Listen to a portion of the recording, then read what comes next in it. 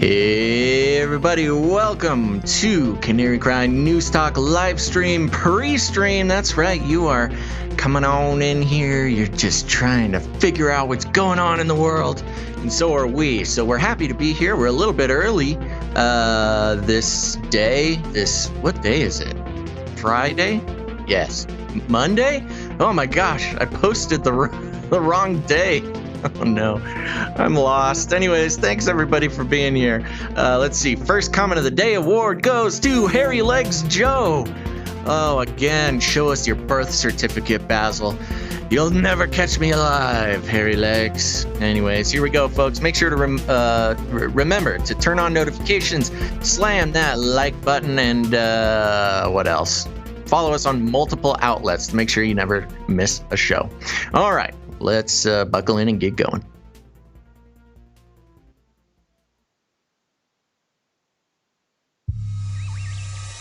The world is getting crazier. People are acting more and more insane. The end of the world is tomorrow. Tomorrow. There's only one thing to do when the world is falling apart. Listen to Basil and Gonz as they discuss this week's news and events through the lens of Bible prophecy. You are listening to Canary Cry News Talk. You're listening to Canary Cry News Talk. Today is November 9th, 2020. This is episode 263. And today, that's right, it's the Pandemonic special. Woo-hoo-hoo-hoo. And I am not a viable vaccine, but I am your best buddy, Basil. And this is Gonz. Welcome to the podcast where we love Jesus, we love you, we love ourselves, and we love our enemies, which are becoming more and more demonic. I don't know how that works. I'm going to have to, that's one of the first things I'll ask Jesus. I'll be like, hey, we all failed in this, like, loving our demon. Can demonic, is that on a spectrum, or is it a binary, like a 1 or 0 demonic, or a spectrum of demonicity? I think it's 1-0. If you're talking like spiritual stuff. That sounds like the easiest paradigm to understand. It is. It truly is. 1 or 0. In my opinion. Yeah. Okay. Yes. So we're back. We're here. Thanks. I cannot get a grasp on what day it is ever. It was Friday. I thought it was Friday. Well, our last story about time travel will definitely help you out. Maybe. We'll see. Yeah. I posted on our social media that it was Friday and nobody said anything about it. I think they're just sitting back and waiting. I think it's more fun to just sit back and wait for me to figure out what day it is than actually tell me. Next time I won't tell you. Yeah, don't tell me anything. Yeah. I'll just be stuck in the time vortex. Let's see. What do you got? Anything here before the show? Yeah, well, just as usual, we don't want to talk too much about the current chaos going on with the elections, but we will touch on it briefly here at the top of the show just to cover it. And I did see a couple tweets that were very interesting over the weekend. One of them had to do with, this one's from Cultural Husbandry.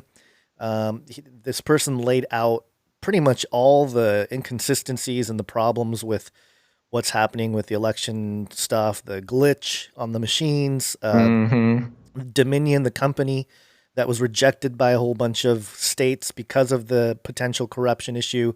And, those are the machines running in all the main counties and main states that are in question. And, it's just something to keep in mind. Again, like you mentioned in the top of the last show, it's kind of like, okay, there's a lot of evidence. Are they actually going to do something about it? We'll see.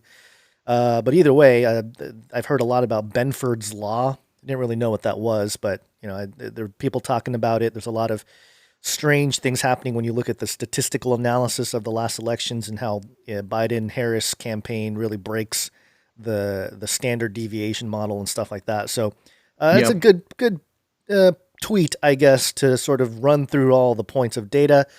I saw one YouTuber, I think, maybe it was a YouTuber, maybe it was someone else, but it was on YouTube of somebody showing the real-time tally during a CNN broadcast, and it wasn't for the president, it was for one of the, I think, people running for Senate. Yeah, but the live switching of votes. Live switching. one candidate gains 560 votes while the other candidate loses 560 votes mysteriously. Yeah, it's pretty shady. It's pretty funny to watch.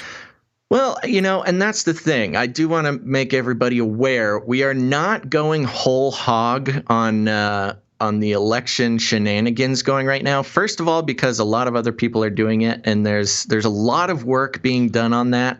A lot of interesting pieces of evidence coming in. Yes, we are aware of Hammer and Scorecard. Yes, we are aware of everything. Everything, but all the things. But there's a real big risk right now, I think, for a lot of people, and this is why me personally, not speaking for the show, but for me personally, there is so much up in the air, so much quote unquote evidence floating around, and a lot. I've been able to dig in to some of the evidence, and a lot of it is sort of manufactured evidence and not true stuff. So personally, I don't want to come out and hoorah for some big, secret plan that might be going through or happening right now, because I just need to see what happens and where it goes. We're aware of the watermark. Yes, many of you saw me get really frustrated about people not understanding what blockchain is on Twitter. Yeah, well, that's going to happen, especially right now. I was bored one afternoon and really got into it with some people who think they know what blockchain is. Anyways, so yeah, we're keeping an eye on everything. When there's something that we feel that we can feel like confident in dissecting a little more, we will be doing that. So we're not ignoring it for any other reason besides it is just so insane and so many fingers are in that pie right now that it's almost unhelpful to throw it all out there at once. Yeah, I will play this clip from a movie called Man of the Year from 2006. Do you remember that film with who was the main guy? Robin Williams. He played a comedian who hosts a new satire program, decides to run for president, and a computerized voting machine malfunction gets him elected. Oops. Yeah. And there's a scene here that really kind of lays out perhaps our situation in a predictive programming type of situation. So allow me to play the clip here. Oops. And listener discretion, there are a couple of bad words. Are there bad words in here? I forget. Yes. Okay. It's okay. Right, there are. Keep that in mind. Okay. Be a fraud. Here it is in the sensible light of day. The people are voting. There is an election. The democratic process is work. The only sour note, they won't end up with the person that they voted for to be the president of the United States. But we can celebrate the process. The democratic process, which we hold so dear, will have worked efficiently, effectively. Everybody's ultimately going to be satisfied unless somebody discloses indiscriminately, willy-nilly, in which case it will appear that democracy is in the shithouse, and by tomorrow evening, Delacroix will be non-existent. Now, was that your motive? No. America votes. A leader is chosen, but one thing could disturb this beatific vision. I just want to be truthful. Perception of legitimacy is more important than legitimacy itself. That's the greater truth. Don't fuck with our democracy. Don't undermine our way of life. You want to know what's at the heart and soul of every American? They believe their vote counts. And now you want to tell them that's not true? But what? But the results of the election will be wrong. One candidate will win because of computer error. He will? Yes. How do we know that? I'm telling you. Based on what? Guessing. Listen, this is your project, Eleanor. If you want to tinker with it for future elections, it's not only your prerogative, I encourage you. The Delacroix voting system is your baby. You're a perfectionist. Bless your heart. I support you 100%. You want to make it more perfect. But do it alone and with an eye to the future, because it is the future that interests us. Now is the past. I'll just stop it right there. Yeah, apologies for the bad words. Yeah. But, and Jeff Goldblum, of course, epically pointing out the fact that at this point, and this is really the obvious sort of tactic on the Biden side is, once, quote unquote, the media comes out and calls it for Biden, he just totally claims it 100%, already holding meetings and speeches about what he plans to do, what he's going to do about the COVID and all these things, because he is president. He is president-elect, yada, yada, yada. Well, and part of that is exactly what Jeff Goldblum is referring to here, which is Nope. Okay, there we go. Now is the past. It is done. I am president. Doesn't matter. We're just going to keep moving on. And the more I solidify my win in the public eye, the harder it's going to be to question the results. And we know this is going to the courts. It's already begun going to the courts. And but this tactic being used is basically, it's interesting. It's kind of got a connection to like prosperity gospel. It's like name it and claim it, Biden. Fake it till you make it. You just name it and claim it. He says it. He's going to keep saying it. Everybody keeps saying it, and that way, once the courts begin, it's going to be. I'm a little worried because this is going to be very traumatic. Oh, for those who are like fully embracing that Biden has legitimately won. This is going to be very traumatic once it hits the courts. Right. Even if Biden does end up winning in the end. Yeah, just the fact that we're going through probably a court process, a long process in the next few weeks here is going to be troubling for them. Yeah. But yeah, right here, Jeff Goldblum says, perception of legitimacy is more important than legitimacy itself. That's the greater truth. Right. My gosh, that is like our current situation. And some people still asking what movie it is. It's Man of the Year from 2006. Mm-hmm. So, and it's interesting. You watch the preview for that, and the character that Robin Williams plays has like a Trump feel to it. He's kind of like this TV guy, decides to run for president. He's really off the cuff. He, is very politically incorrect and buys everyone's, attention and their love and all this kind of stuff. So a very interesting film. But yeah, I wanted to play that clip just because somebody had posted it like 13 years ago of election fraud and people are digging stuff up. And that's one of those things that you can point to as or chalk it up to predictive programming for 2020. So all things come into focus. 2020 vision, Basil. Basil birtherism kept me out of the White House again, Guns. Yep. And as we mentioned in the last episode, we are aware of the quote unquote watermark sting. But again, there's just not enough actual legitimate facts coming out to make too much statement about it. I hope it's true, not particularly because I want Trump to win or anything, but because it's just cool that somebody did something to fight against, the fixed process. But I'll believe it when I see it. I still think that Pachiznik video where he's wearing a Hawaiian shirt is a Boogaloo thing, Boogaloo psyop. That's my angle. It makes sense. I mean, it's not that crazy. I know. Yeah. All right, let's see here. Get into normal stuff. The regularly scheduled programming, as people call it. Are you ready for a Flippy update? I'm ready. Let's do it. Flippy update. Do you want fries with that?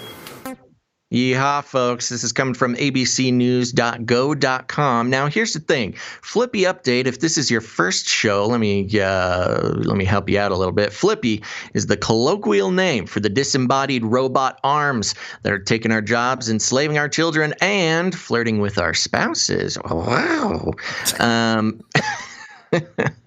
And we use talking about Flippy as a proxy conversation to explore the very real ways that robotics and AI are making their way into our lives and inevitably will result in a robot takeover. So I'm coming from abcnews.go.uk.com.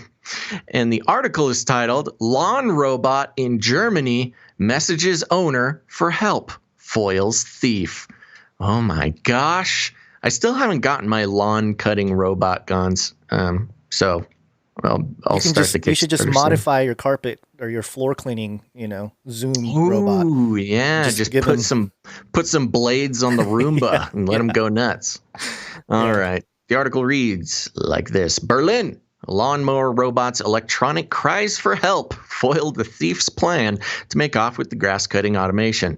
German police said Friday that a homeowner in the western town of Lippstadt was surprised on Tuesday evening with a smartphone message from the robot that it had flipped upside down. When he went outside to the lawn to check on the device, he spotted a thief with the robot tucked under his arm. Caught in the act, the thief dropped the robot and fled, according to police. Officers searched the area but did not locate the suspect. Police are calling for any possible witnesses to come forward. Why do you need any more witnesses? The victim robot himself witnessed. Yeah. Yeah, the robot has it all on camera. There was no word on whether the robot suffered damage in the incident. Oh, God forbid Flippy lawnmower robot suffers any damage. Probably some emotional damage, though. This world is not ready to hear about the emotional problems of the robots. But I thought this was interesting this had a ring of personhood to it. Right. Right. It's described more like a kidnapping than a theft. I really wish that the headline. So, that's one thing to look out for. When they start calling, robot theft kidnapping, we are in trouble, folks. Yeah. Yeah, that's true. That's very true. Words matter. And I that was the main point, I think, of this little article is the personhood aspect of it. It wasn't hurt. It's getting stolen, but also this idea that, everything's connected to your smartphone. So it'll let you know if your little robot lawnmower is being taken. But also, who is stealing the robot lawnmower? Who's like, oh, that looks cool. Let me take it. Dude, I want to know what model this was, because there's a couple of places, a couple of business parks around my house that have started using robot lawnmowers in place of humans. And those things look really heavy. I was going to say. They look heavy and they're covered in blades. Right. It's a very bold move to try to snatch one of those things up.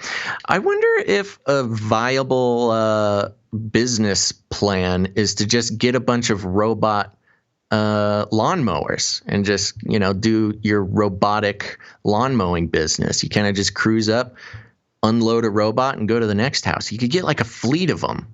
Yeah. Have I talked about this before? I thought it was such a great idea, and now I'm suddenly realizing I think I may have pitched this idea already. Yeah, this is the beginning of Lawnmower Man.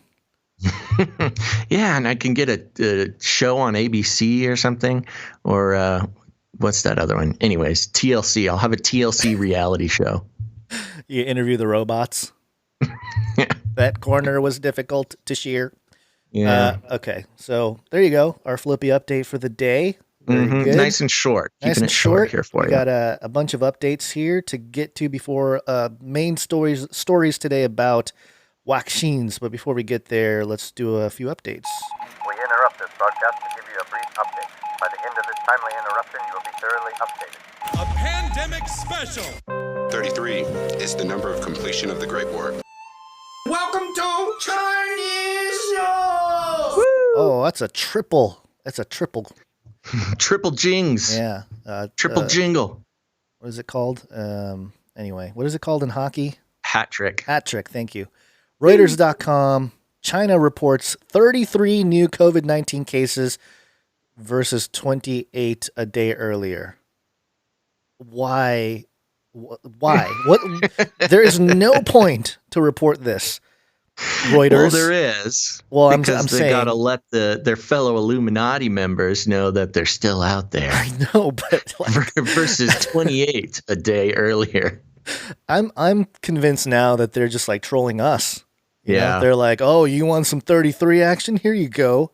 In all honesty, I think a lot of the 33 updates are just that. They know people are paying attention, so they're just throwing it out there as much as they can. Yeah, this is a 1-minute read, and there's absolutely no reason to report it. Like, anyway, I just thought it was an interesting mention of 33, and there you go, Reuters. You get your click.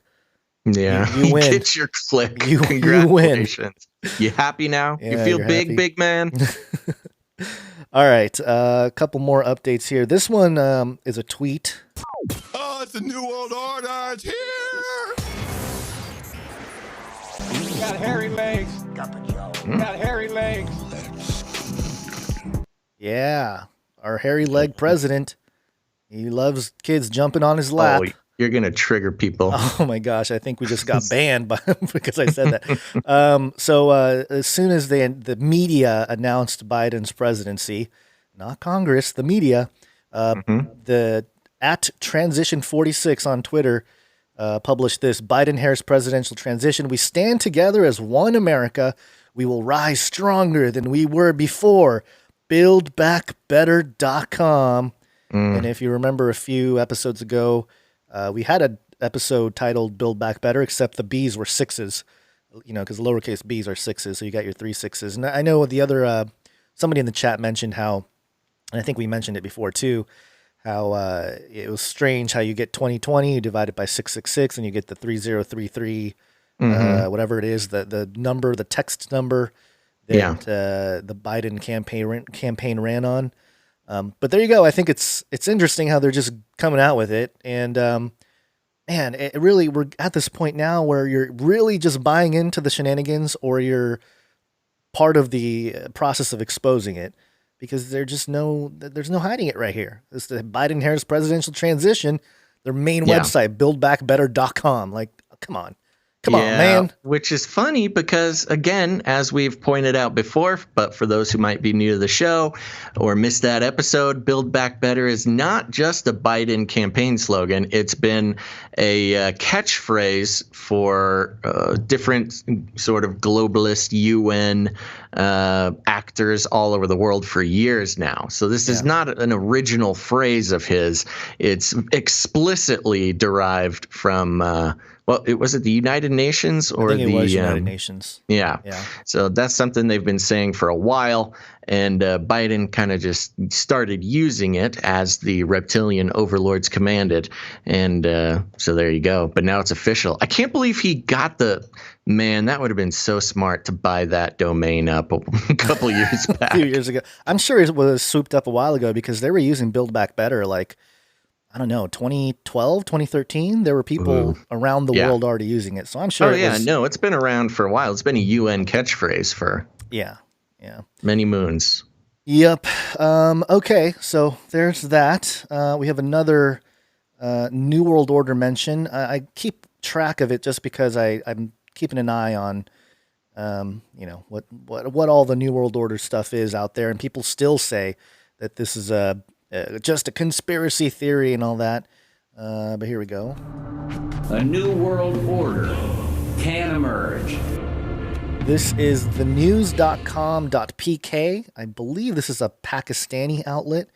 And under Islamabad is the name of the segment, or at least the category here for international, the news. Okay. And the title of the article is New World Order.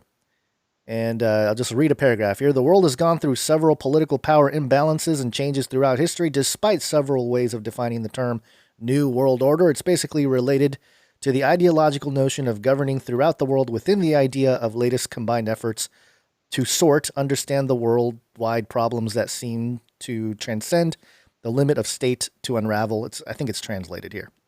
But I mean, it's just a normal phrase now, and it's interesting how it went from like just conspiracy theorists, crazy conspiracy theorists talking about the New World Order, to now it's just kind of like, we're in a New World Order. They're like Isn't normalizing. It great? Yeah, they're like normalizing it to the point where just news outlets from other countries even are saying it and saying it's a good thing. And yeah, it's kind of like Build Back Better. It kind of is. Yeah. Yeah. And they're almost synonymous. I mean, with the inclusion of the Great Reset from the what is it? The IMF. IMF. Yep. Yep. The IMF's Great Reset, Build Back Better. Obviously, Biden is kind of putting the spin on it that we're building back from the wrecking ball of Trump. But of course, COVID being a big part of that. And there you go. It's all connected, folks. Connect the dots. Woo. Connect the dots. Yeah, and one more story here. It's under Pandemic Special, but it's also one of these. Well done, thou good and faithful servant. This is WhoObserver.com. A televangelist who referred to the coronavirus as a privilege has died from it. And this was Irvine Baxter. It says here, Irvine Baxter, televangelist who once called the coronavirus a privilege, died of complications from the disease on Tuesday, according to a press release. Oh, gosh. This sounds like some secular tomfoolery. Yeah, because, he called He was one of those. I think he's. I've met him once. I think he was at the conferences that I both attended and spoke at in the past. And I don't know all of the nuances of his eschatology, but he was. I think he did have like End Times. Gosh, what was it called? I need to make sure I get the End Times Ministries was his program, and I know he did a lot of coverage of similar things that we do here, even if our eschatology isn't exactly the same or our views on certain things aren't exactly the same. He was one of these watchman guys out there, and so he passed away. It's really sad, but 75 years old, and yeah, they're spinning it as like, oh, he called it a privilege because, and his position was because of premarital sex in the United States, God was judging us, using a pandemic type of deal.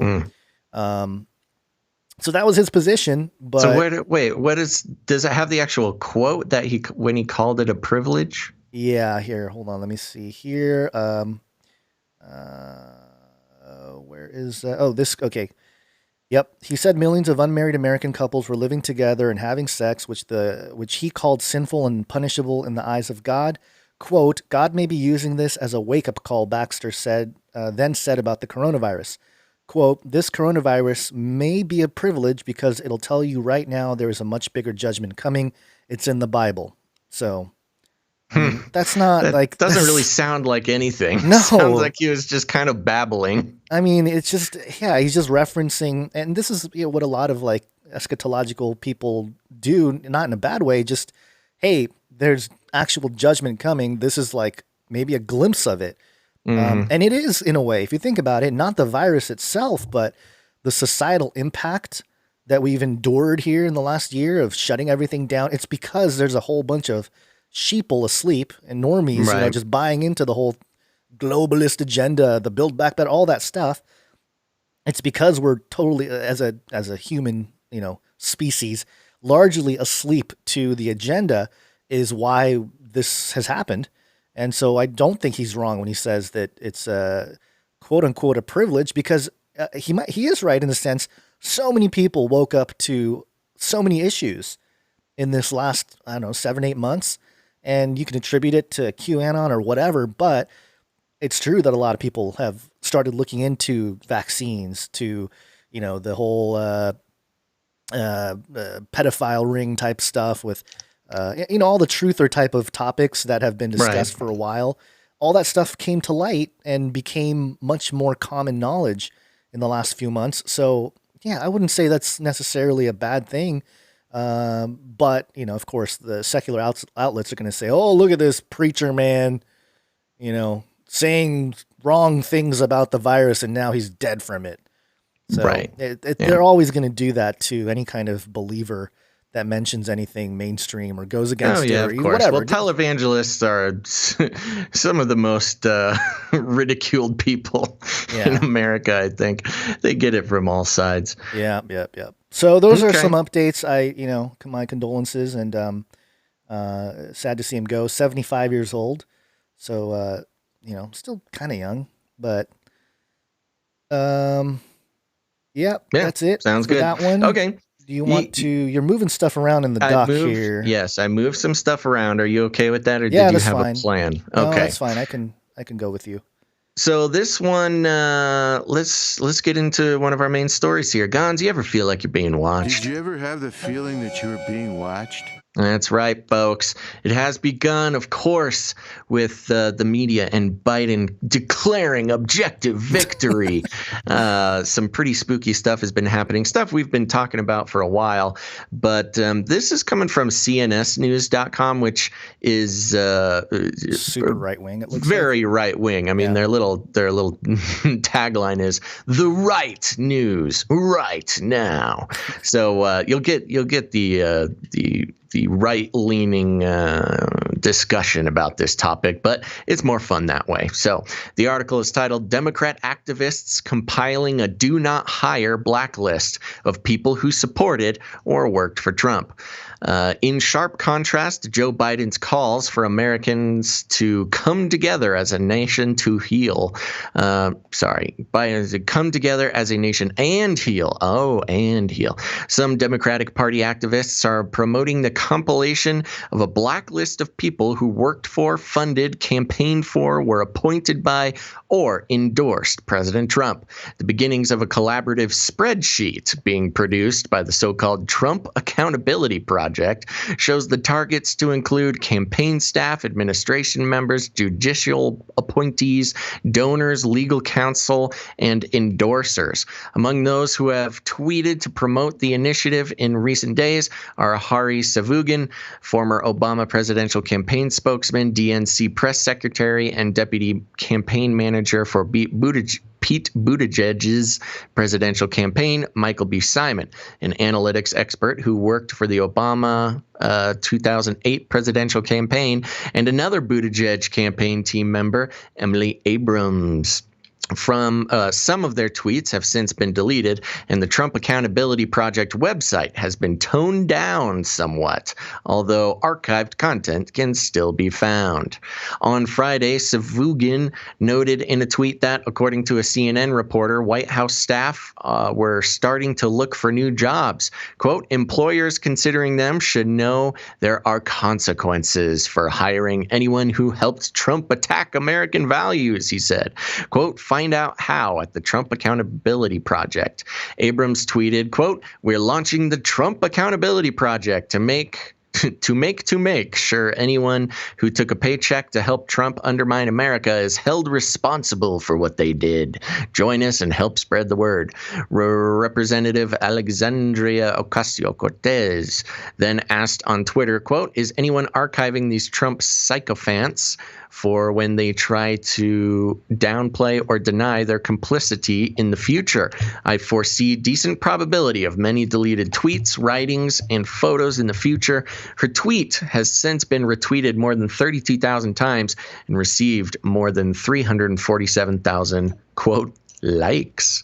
Quote, yes, we are, tweeted Simon in response to her tweet. The Trump Accountability Project, every administration staffer, campaign staffer, bundler, lawyer who represented them, everyone.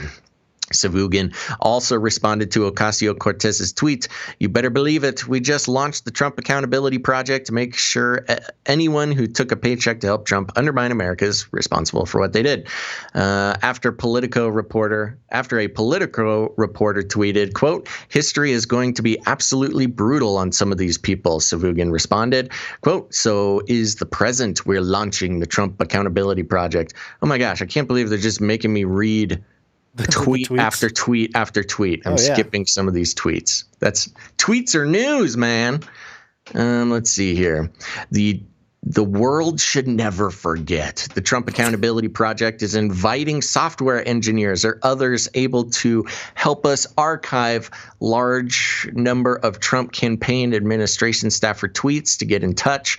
Its website states, quote, we should welcome in our fellow Americans with whom we differ politically, but those who took a paycheck from the Trump administration should not profit from their efforts to tear our democracy apart.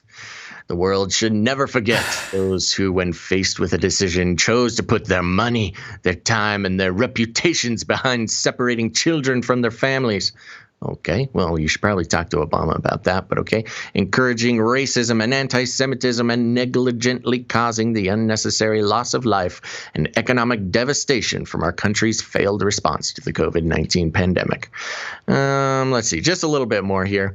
Then follows 3 categories of people to be targeted. Those who elected him, individuals who work for the Trump president campaign, Republican National Committee, and affiliated PACs in 2016 or 2020. Those who staffed his government, individuals who worked in any role as a political appointee in the Trump administration. Those who funded him, individuals who used their massive personal wealth and influence to bundle money for Trump. An earlier version of the site, since amended, was more expansive expansive, adding 3 more categories. Those who served him, individuals who were appointed by President Trump to federal boards, commissions, or the judiciary. Those who supported him, individuals and organizations that publicly endorsed either of Donald Trump's campaigns. Those who represented him, law firms, et cetera, et cetera. The earlier version also cast a wider net for funders, targeting anyone that donated $1,000 or more to Trump campaigns. Also noticeably absent on the amended site is a link to the lists themselves, although archived data reveals that they include anyways, it goes through the list there. I don't think it's that important for the purposes of this program. But there you go, Gons. The lists have started. The lists for those who we must exact retribution on because they had different political thoughts than us. Yeah, this is really a slippery slope. Some real brown shirt move here. Oh, yeah. I mean, right now it's just the list. Well, it's so weird how the Democrat Party, left, whatever, and in the context of the right-left paradigm, they're the ones that accused the Republican right that they're, that they're fascist and all this stuff, but they're so fascistic in their activity, like way more obvious than the right anyway. I mean, both have their issues, but in terms of, again, in the political spectrum, it's fascinating to watch how dangerous this is. And this is, it sets a really horrible precedent on people like us. Well, we're not Trump supporters, but we'll get, we've gotten swept up in it before, but I'm just saying it's going to be worse if they have lists and stuff. So. Well, and that's the thing, too, because when they first came out with the list, it included, all the way down to people who just endorsed him or supported him. So that's not anybody who worked for him or even in any sort of political office. I mean, that's like Lil Pump, who, posted a pro-Trump tweet. And you can tell, they're specifically calling to archive tweets and things like that. So if you've ever done a pro-Trump tweet, I mean, a clever software engineer could easily connect to the Twitter API and catalog every single pro-Trump supporter and put them on a list. And, this is just the problem, man. You start making lists of people who opposed you politically, you are heading straight to fascist town, baby. I know. It's real bad. And it's the irony is completely lost on these people, obviously. That's what I'm saying. It's just so bizarre. Wild. It's crazy. I mean, like the AOCs, AOC's kind of been nutty in all of her claims. I don't even think she is spouting out original ideas that are her own. I really think somebody is just telling her what to say. Yeah, of course. She's just that's just fact. I mean, she auditioned for the what was it? Was it the Democratic Socialists of America or the Democratic Freedom Party? I forget which one it was, but it was an actual group that held auditions, and that's how AOC got her spot. She is literally an operative for a group. Right. And somebody pointing out the $1,000. It's better to be a knight or dame for Canary Cry, the Canary Cry community than it is for Trump. But, and that's the great thing about us, Gons. We don't keep lists. we are notoriously bad at the administrative part of doing this show. So you can believe me, if you support this show, we'll mention you on the show, but then the information is lost forever. Yeah, that's technically we do have a list of knights and dames on the Canary Cry Radio. So we know who you are. We know who you are. You'll be the first ones. 7, I think, of you out there so far. Beware, they're coming for you. Yeah. But anyway. So there you go. I mean, there's really not much else to say about this besides this is the most brown shirt National Socialist Party, Nazi fascist thing you could possibly do, putting together a list of your political opponents and claiming you will exact revenge on them because of because they had a job you don't agree with. You're starting to sound like a Republican or something over there. You know, we get called that a lot. We are, and not just are we bipartisan, we're anti-partisan, breaking free. And that's why we're able to realize, you know, fascists everywhere, guns. I know, even there's fascism on the right wing too, believe it or not.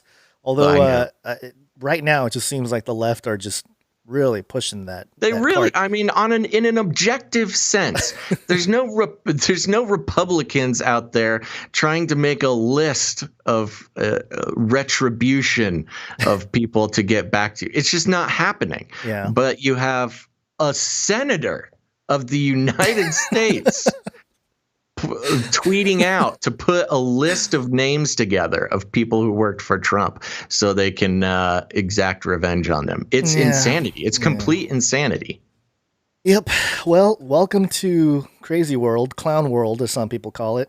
Yeah. It's demonic power. Demonic power. That's all it is. That's right. Yep.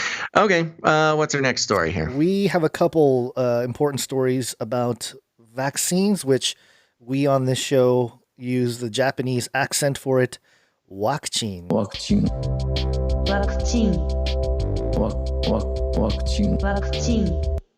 All right, and stuff's out of order here, so let me find the exact article here, but I think it is this one. Yes.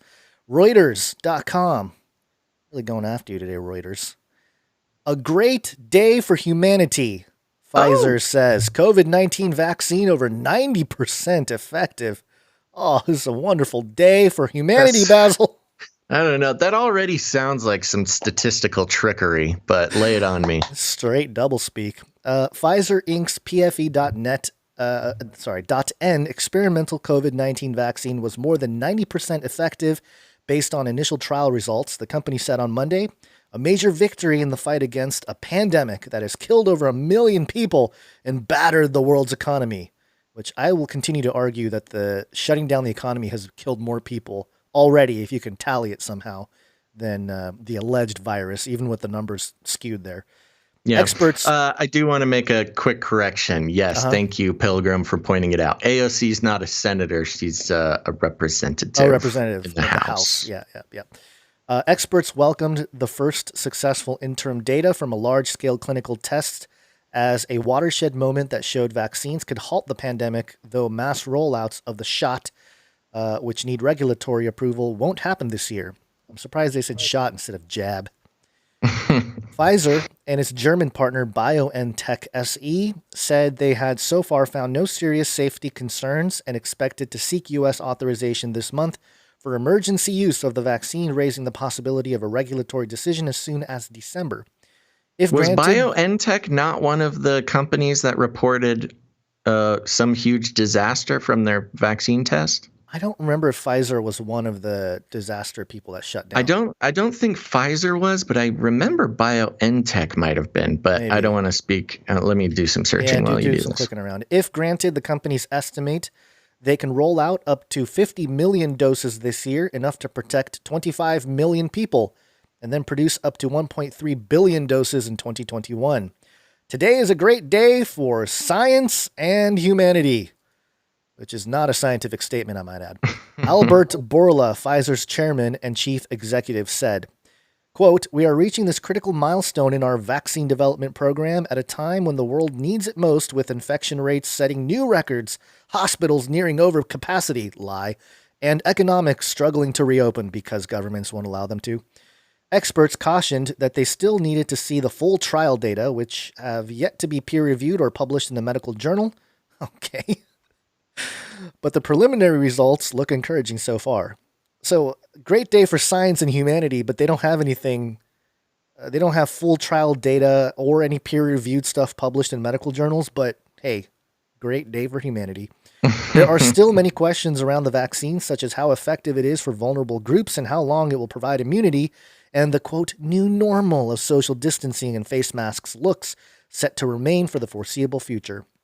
BioNTech chief executive Ugur Sahin told Reuters he was optimistic the immunization effect of the vaccine would last for a year, though that was not yet certain. Oh boy, they're getting ready to jab us multiple times here. Quote, "This news made me smile from ear to ear." Yeah, because you're evil. Sorry, I keep adding these little commentaries of my own. I apologize here. That's what we do here. I know. It is a relief to see such positive results on this vaccine and bodes well for COVID-19 vaccines in general, even though we don't have any peer-reviewed articles in any of them yet or the complete data. But hey, awesome. Said Peter Horby, professor of emerging infectious disease at the University of Oxford. Wasn't it the Oxford guy who also said that they wanted mandatory vaccines last episode? Yeah. What are they doing over there at Oxford? I think it was the Oxford guy. I could be wrong about this, but I believe it was the Oxford ethicist also that recommended dosing conservatives with psilocybin to make them more compliant. Right. The prospect of a vaccine electrified world markets, with the S&P 500 and Dow hitting record highs as shares of banks, oil majors, and travel companies soared. Pfizer shares were 8.6 higher in New York, blah, blah, blah. More share information, who cares? Quote, "The efficacy data are really impressive. This is better than most of us anticipated," said William Schaffner, infectious disease expert at Vanderbilt University School of Medicine, Nashville, Tennessee. Quote, "The study isn't completed yet, but nonetheless, the data look very solid." What is up with these people? Well, see, that's the thing. They're just rolling stuff out before anything is. That must be the new MO. It's just the timing. It's the timing, because Biden is claiming victory, which means we can finally say we have an effective vaccine. Right. Because we can't say the vaccine works when Trump is president. Yeah. You can only do it if Biden becomes president. And so that's why they're coming out with it. There was also an interesting thing was being pointed out. I think I read it on Vox. I'm sorry, I don't have it right in front of me.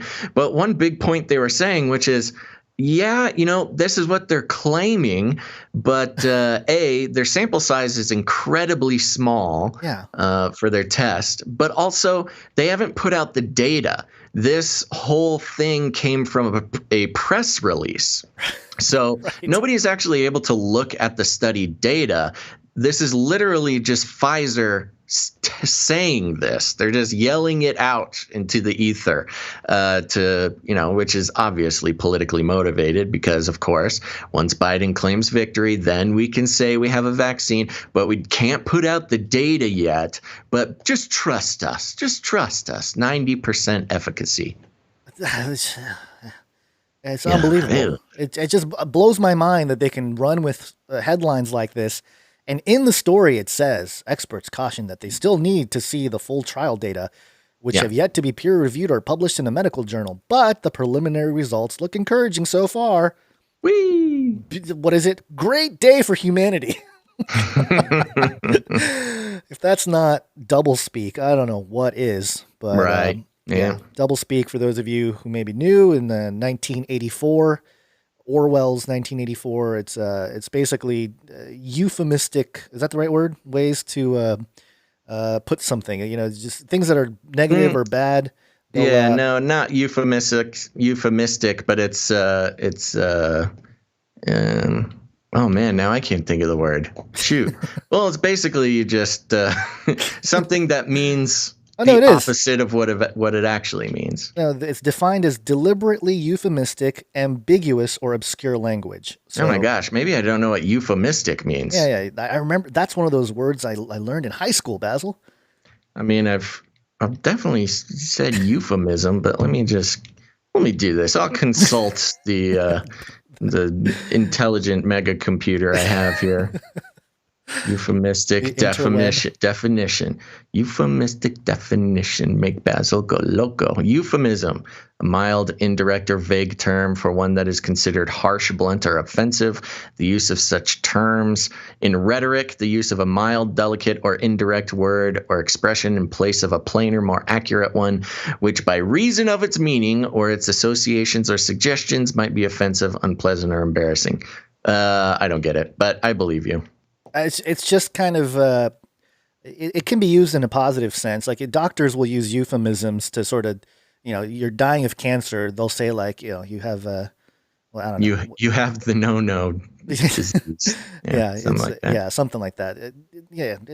The way you used euphemisms for your Monty. you know? Okay. Yeah. So Sure. it's that, but used in a nefarious way. So instead of telling you what's really going on, they'll just make it sound like it's the greatest thing ever. And that's really what Reuters is doing here.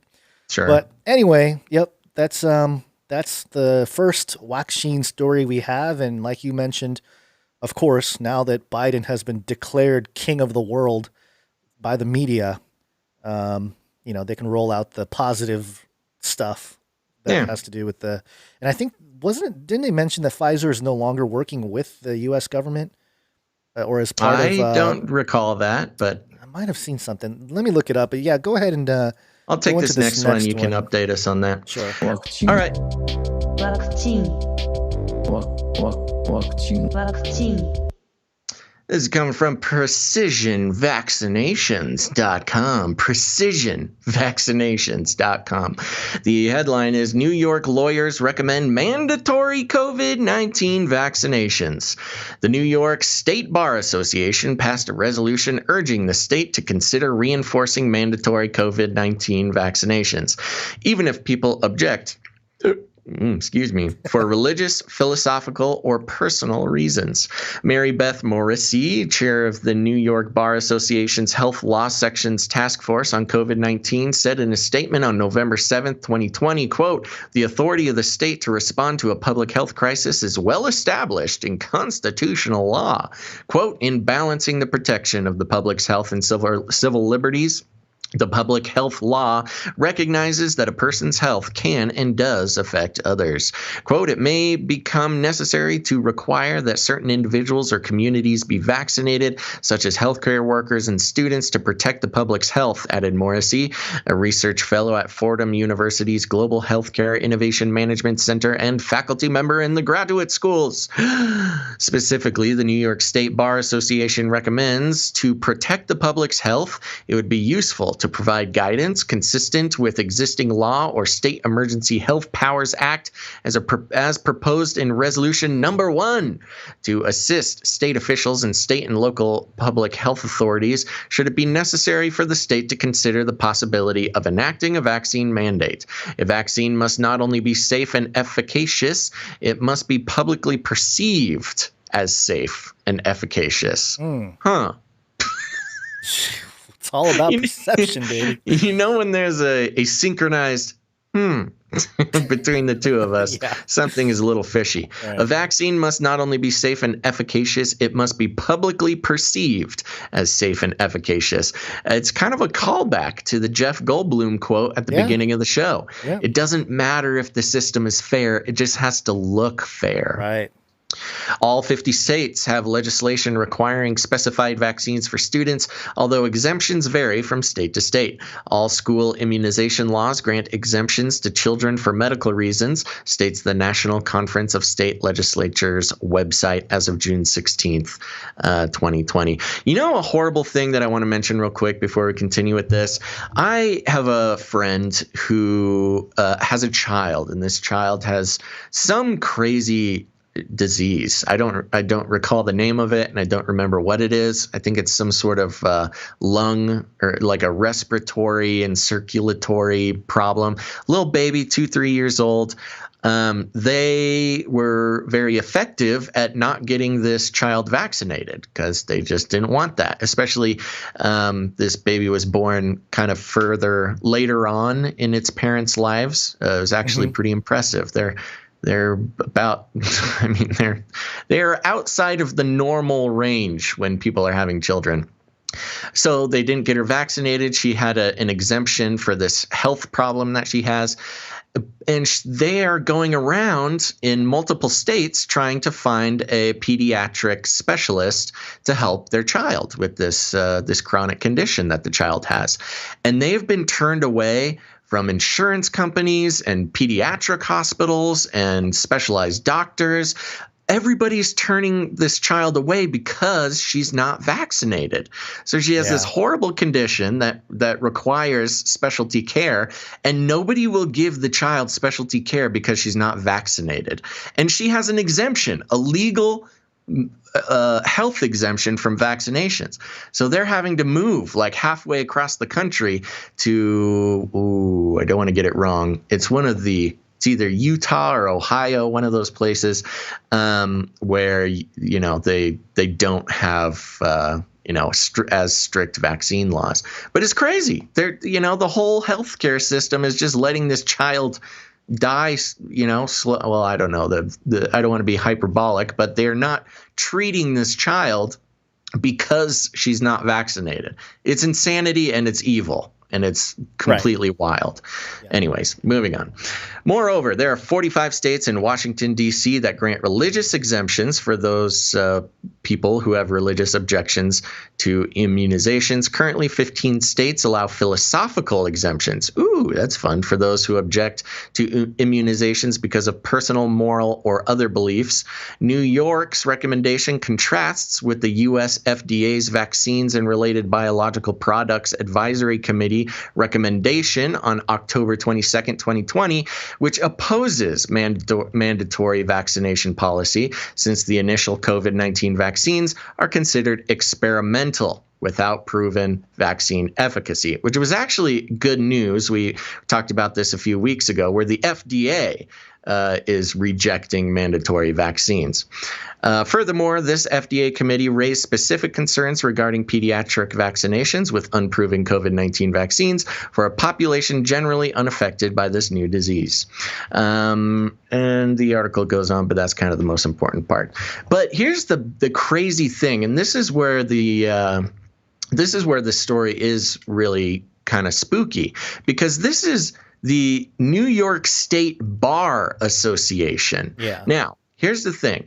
If your state has mandatory vaccines and you want to fight it, well, what do? You claim an exemption. Well, they're going to make you prove that exemption.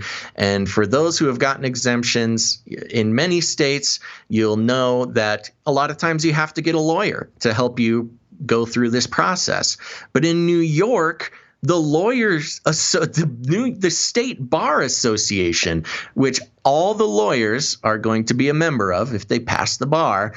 So basically what they're doing is mobilizing the lawyers of New York State to basically not be able to fight a mandatory vaccine for any reason, which is really a diabolical way to go about doing this. It's one thing to have an exemption or to seek an exemption. It's another thing to have the very association that accredits your lawyer that you might get to obtain your exemption to be at risk of, like, I don't know if they will be at risk of losing their what is it called for lawyers? License? I don't know. No, I don't patients losing their patients. Oh, their patients. No, basically, you'd lose your license or whatever, your ability to practice if you go against what the State Bar Association is recommending. So this is really a diabolical scheme happening in New York, weaponizing lawyers against the people that they would be helping. Yeah, it's the term that we've heard, along with the election stuff too, is lawfare, like warfare, except lawyers. Or the law, lawfare. It's pretty disturbing, and it's one of those issues where unless you get out of the state, you really can't do much. No, and I know it's like that in California too. What's his name? Is it Cuomo over in New York? Cuomo. Governor of New York. Yep, lovely Cuomo with his. He's a part of this jewelry around his chest area. Not that anybody with jewelry on their chest is bad. It's just.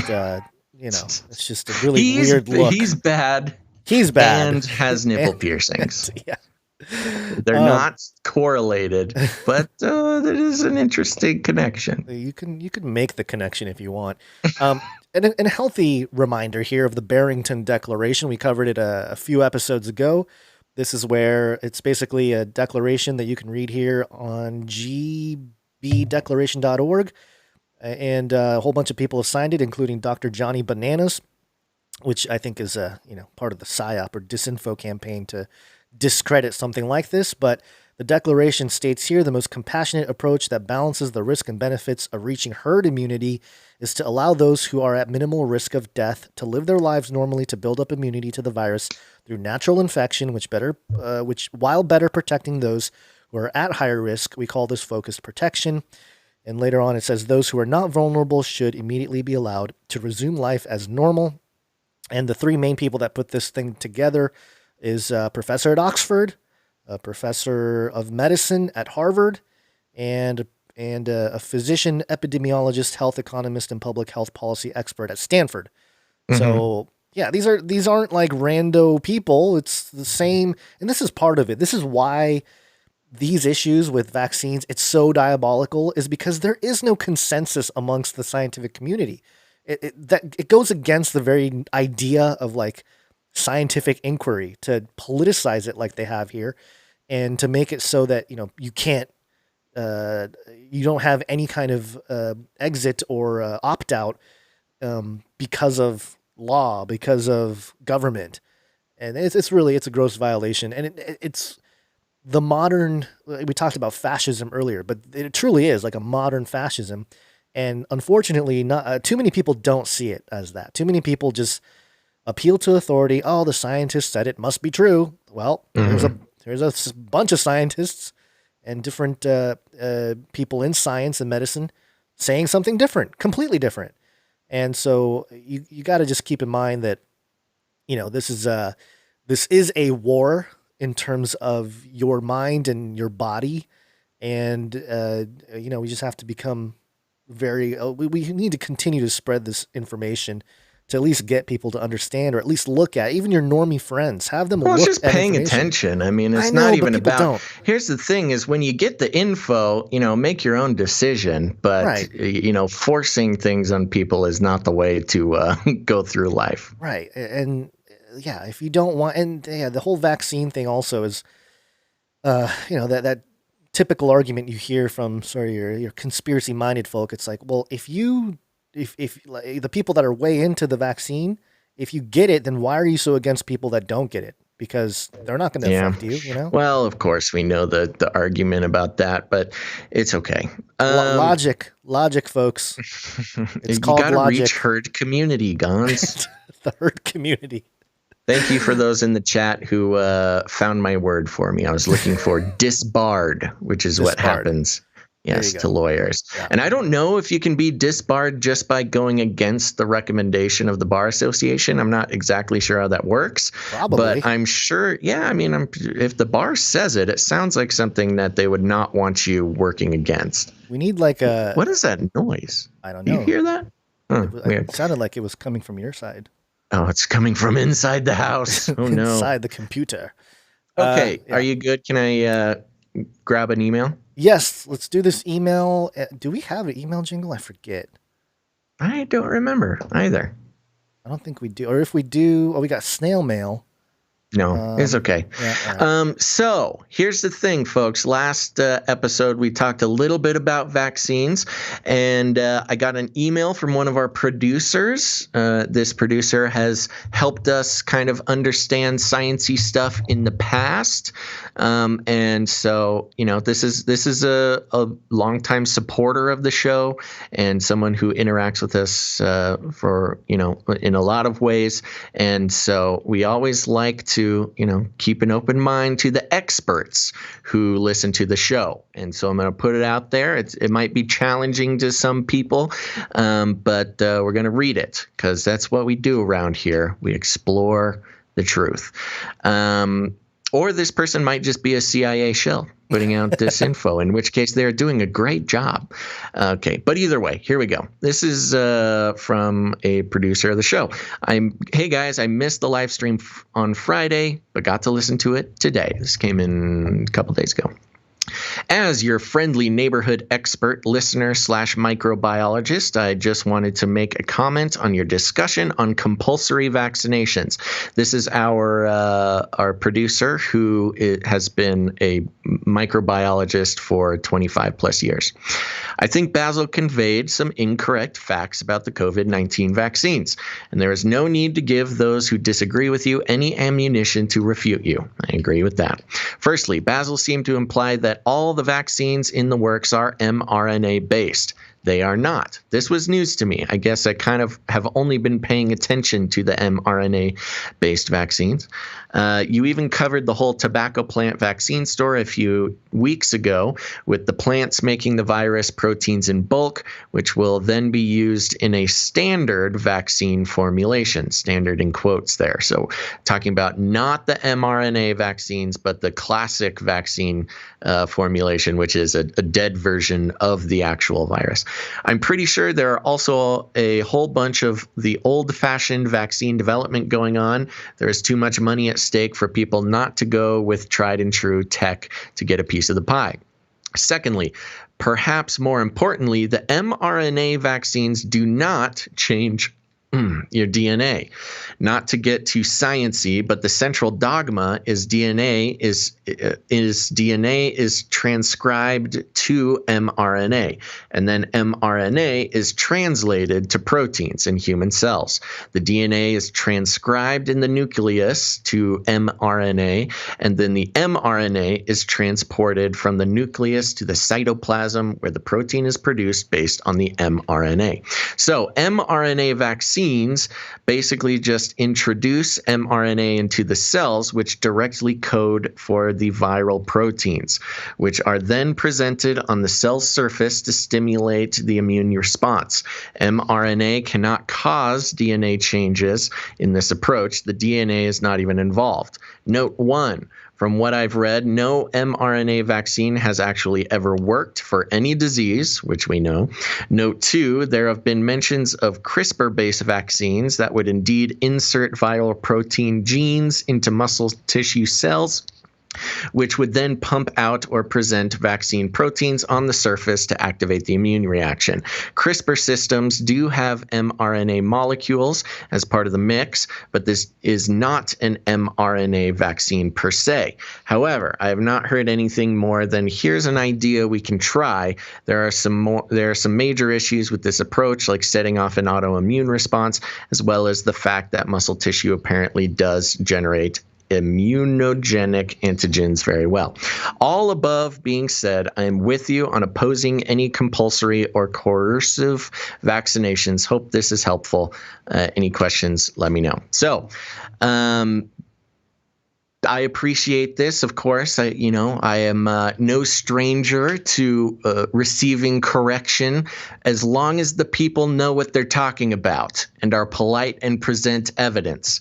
And when that happens, it gives me a chance to actually look into it further. Actually, I kind of knew this already, so I actually don't remember the words that I said last episode.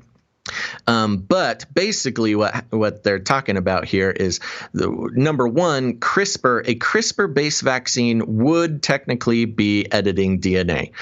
There's not a whole lot of CRISPR vaccines being worked on, but we have read a couple articles on the show about it that there are people. Sorry to chime in, but we have a story on that later today. Okay, yeah, so we'll talk about that more. So CRISPR vaccine is one thing that does actually edit DNA, but mRNA took a little bit of looking into mRNA. Yes, mRNA based vaccines do not directly edit DNA. They kind of jump in between the process of DNA and I don't know if I could correctly call it gene expression, but whatever it is, it's sort of in between DNA and the actions of your cells. So yes, to say mRNA vaccines edit your DNA is not correct, but it does kind of weasel its way into the process of, and again, I can be corrected if this is an incorrect expression, but gene expression being how does, the code from your DNA get translated into your physical body. is kind of a similar problem to when we were talking about, the astronaut who went into space and came and it changed his DNA. But it didn't actually change the code of his DNA. It just changed the expression, the translation, or what exact physical attributes were being decoded from the DNA. So there you go. So we've known this for a while. We've actually said it before. I must have either misspoke or just wasn't thinking last episode. And this is getting thrown around a lot, that mRNA vaccines are editing your DNA. That's not quite completely true. Maybe an easy way to understand it for a layman, but not quite the truth.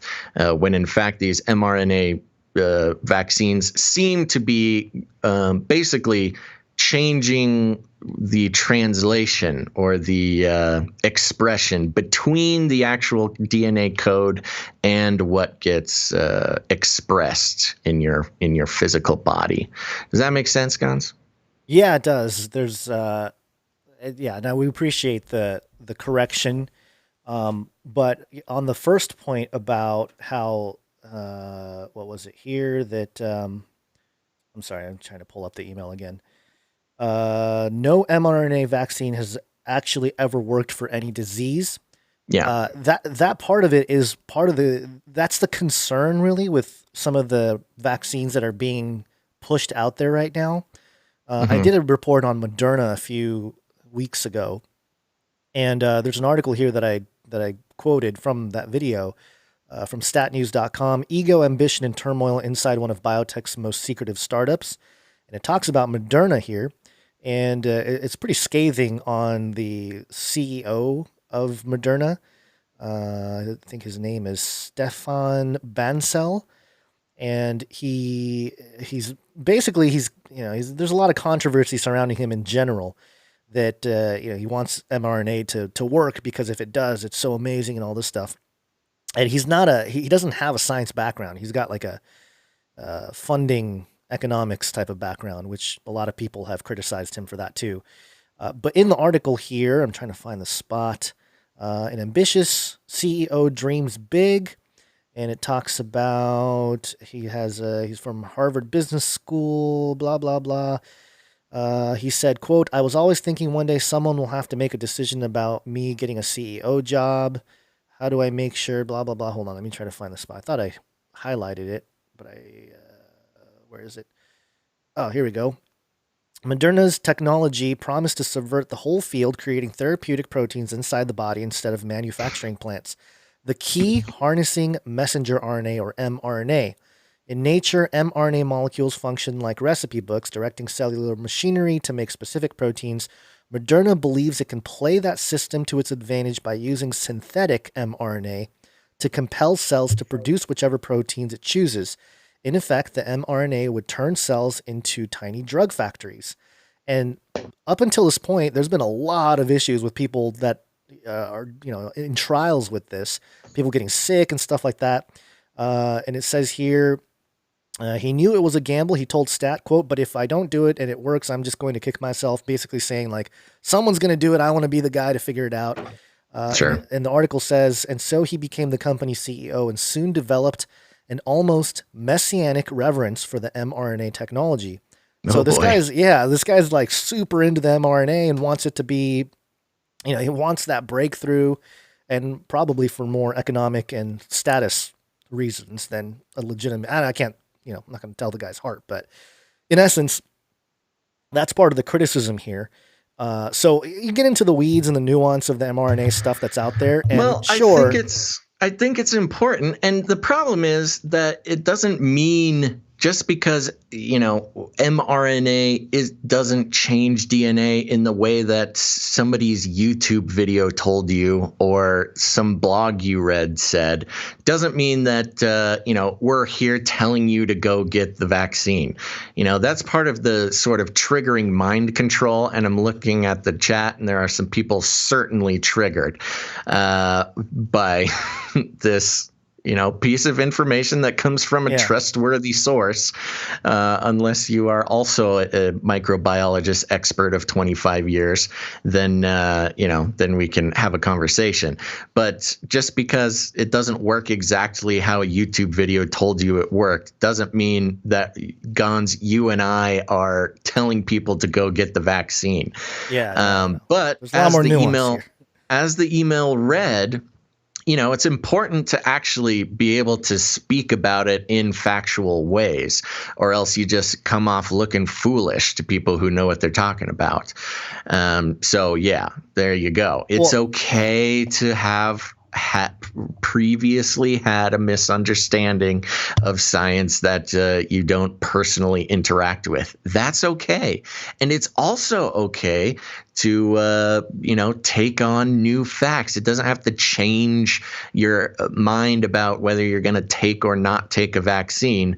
But when it comes to conspiracy theories and news and critical thinking, it's important to not disregard facts just because it wasn't the first fact that you heard.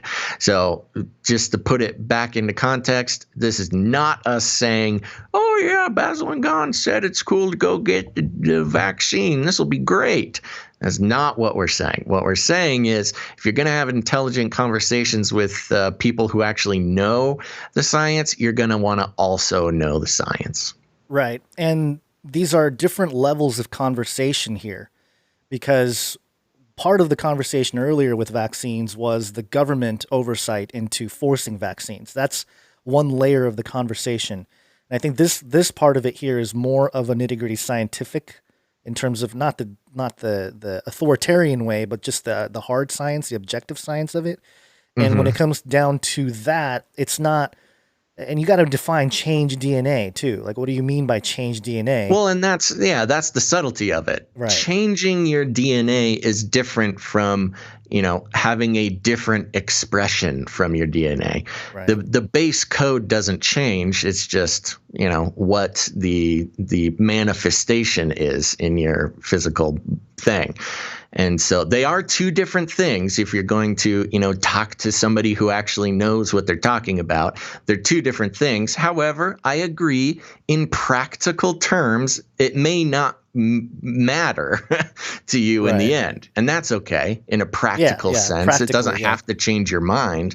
It's just you might as well talk about it in the terms that are the current, scientific fact or whatever, which of course we know there's problems with that. Right. And I just think it becomes an issue when people run around and say just, point blank that it's changing your DNA. You're going to get pushback from the scientific community or the people within medicine who are dealing with this day to day, rather than, somebody else who's just looking at blogs or YouTube videos or whatever you said. It's going to come off, even if there are linguistic or semantics involved here, it's just not going to come off well. So I think digging into the issue is good. But also, again, a separate conversation is the way vaccines are used by governments and authorities to control. That's a whole different conversation than the actual what's happening in the vaccine itself. And that, I think that's always been my argument with this is, hey, because vaccines have been around for different things for quite a while. Like I said before, I was jabbed. Yeah, I was jabbed, when I was born. I think most people were. That's watching. I had to get a bunch of vaccines in 2017 to travel. To travel, yeah. So, and again, we're not saying it's good, but at the same time, it just seems like the conversation gets lost on the specifics when people start peddling that stuff. And here's a great comment that really highlights the problem with this from YouTube. Says, I don't get it. Are you against vaccines or do you support it? Well, exactly. We're not. That's exactly what we're talking about. We're not pro vaccine necessarily, certainly not pro-mandatory vaccine, but it's important to actually have a real understanding of the current facts about it instead of just parroting what we've been told by people who may not, have the actual background. And that's okay. Don't get the vaccine if you don't want to. That's great. I totally support you. Yeah. That's great. Yeah. And also there's no, because people have connected the vaccine to the mark of the beast, and there are legitimate concerns in terms of control, in terms of buying and selling, legitimate concerns. I'm not downplaying that at all, but that's more from the side of control, the control mechanism, and the only reason why the changed DNA part of it, I think, got into the conversation is because of the fact that the thesis that I presented. Not myself, only me, but like me and many others presented early on in this, on the channel and in the ministry, this idea that the mark of the beast might change your DNA, might make you not human anymore because there's no vindication or there's no redemption for those who take the mark. They're burned, they get thrown into the lake of fire, all this stuff. And so it makes sense that, maybe you're no longer human. You lose your ability to be redeemed by Jesus. That's a possibility. That's sort of a theoretical thing that we extracted from the eschatological passages. But then to flip it and say, it's here, you get a vaccine, your DNA's changed, you won't be saved. That's incredibly dangerous too, because unless you know the science for sure, you're basically starting to peddle false information and fear, scaring people out of things. Right. And again, I'm not saying get it. You don't have to lie to make a point. Right. The true facts say enough, but you don't have to have false facts to make a point that just to make it sound scarier. Anyways, there you go. We're not telling anybody to get the vaccine. Of course, if you question the conspiracy theory, you're a CIA shill trying to deceive the masses. So we're still waiting for that shill check, but when it gets here, I'll let you guys know. Yeah. And I pulled this up because I'm curious from our producer there. There's an article from nature.com, COVID-19 vaccine development and a potential nanomaterial path forward. And it talks about nanotechnology. So in fact, the first vaccine candidate launched into clinical trials is an mRNA vaccine delivered via lipid nanoparticles. I don't know if that's synthetic or, again, I haven't dug into this particular article, but these are like trigger words, right? For our corner of the internet.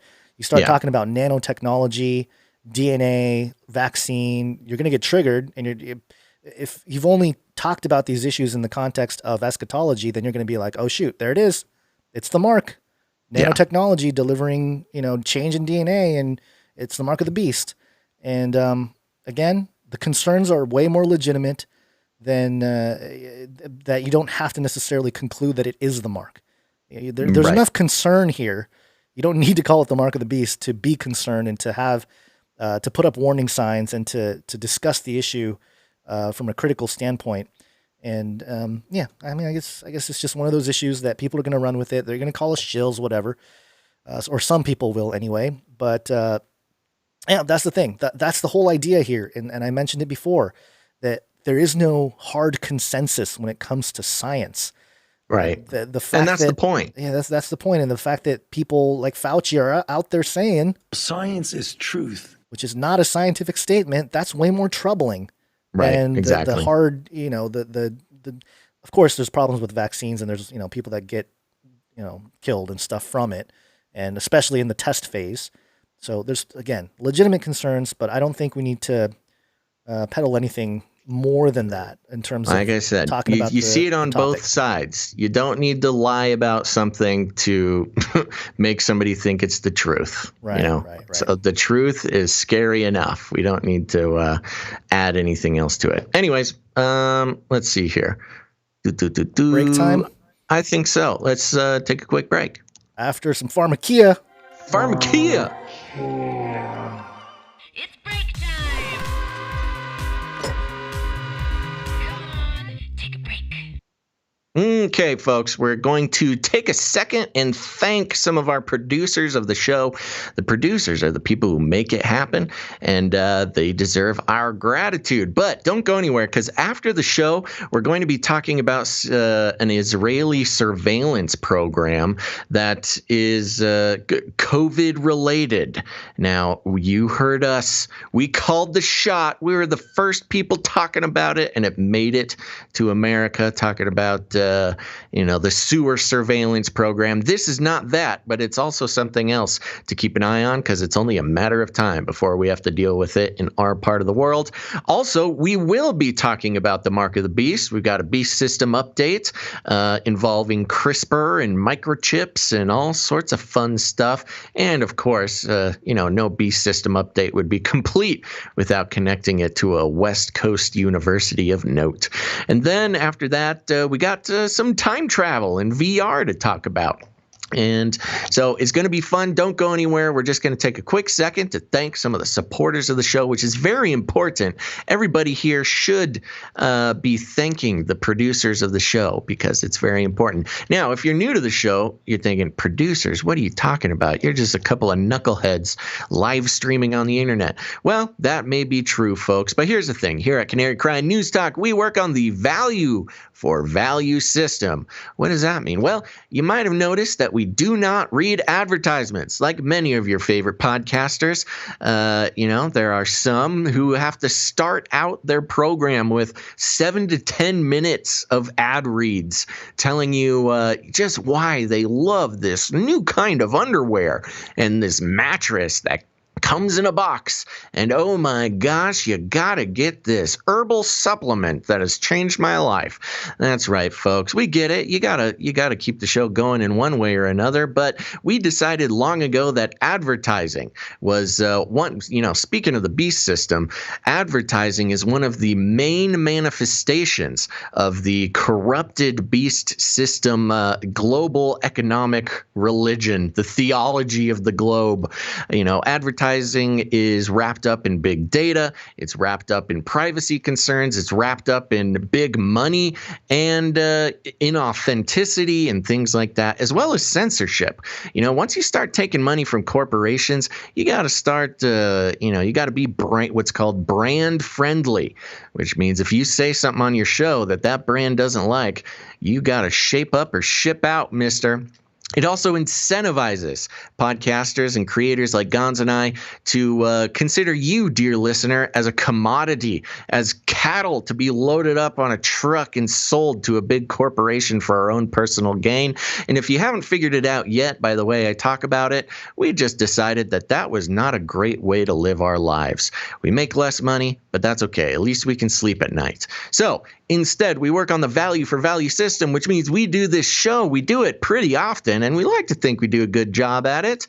And if you gain anything from what we do, whether it's entertainment or information, or just maybe we annoy you with some critical thinking that goes against maybe some of your past beliefs, if we challenge you in a way that maybe expands your horizons and how you look at the world, whether you agree with us or not, that's okay. Everybody's welcome here.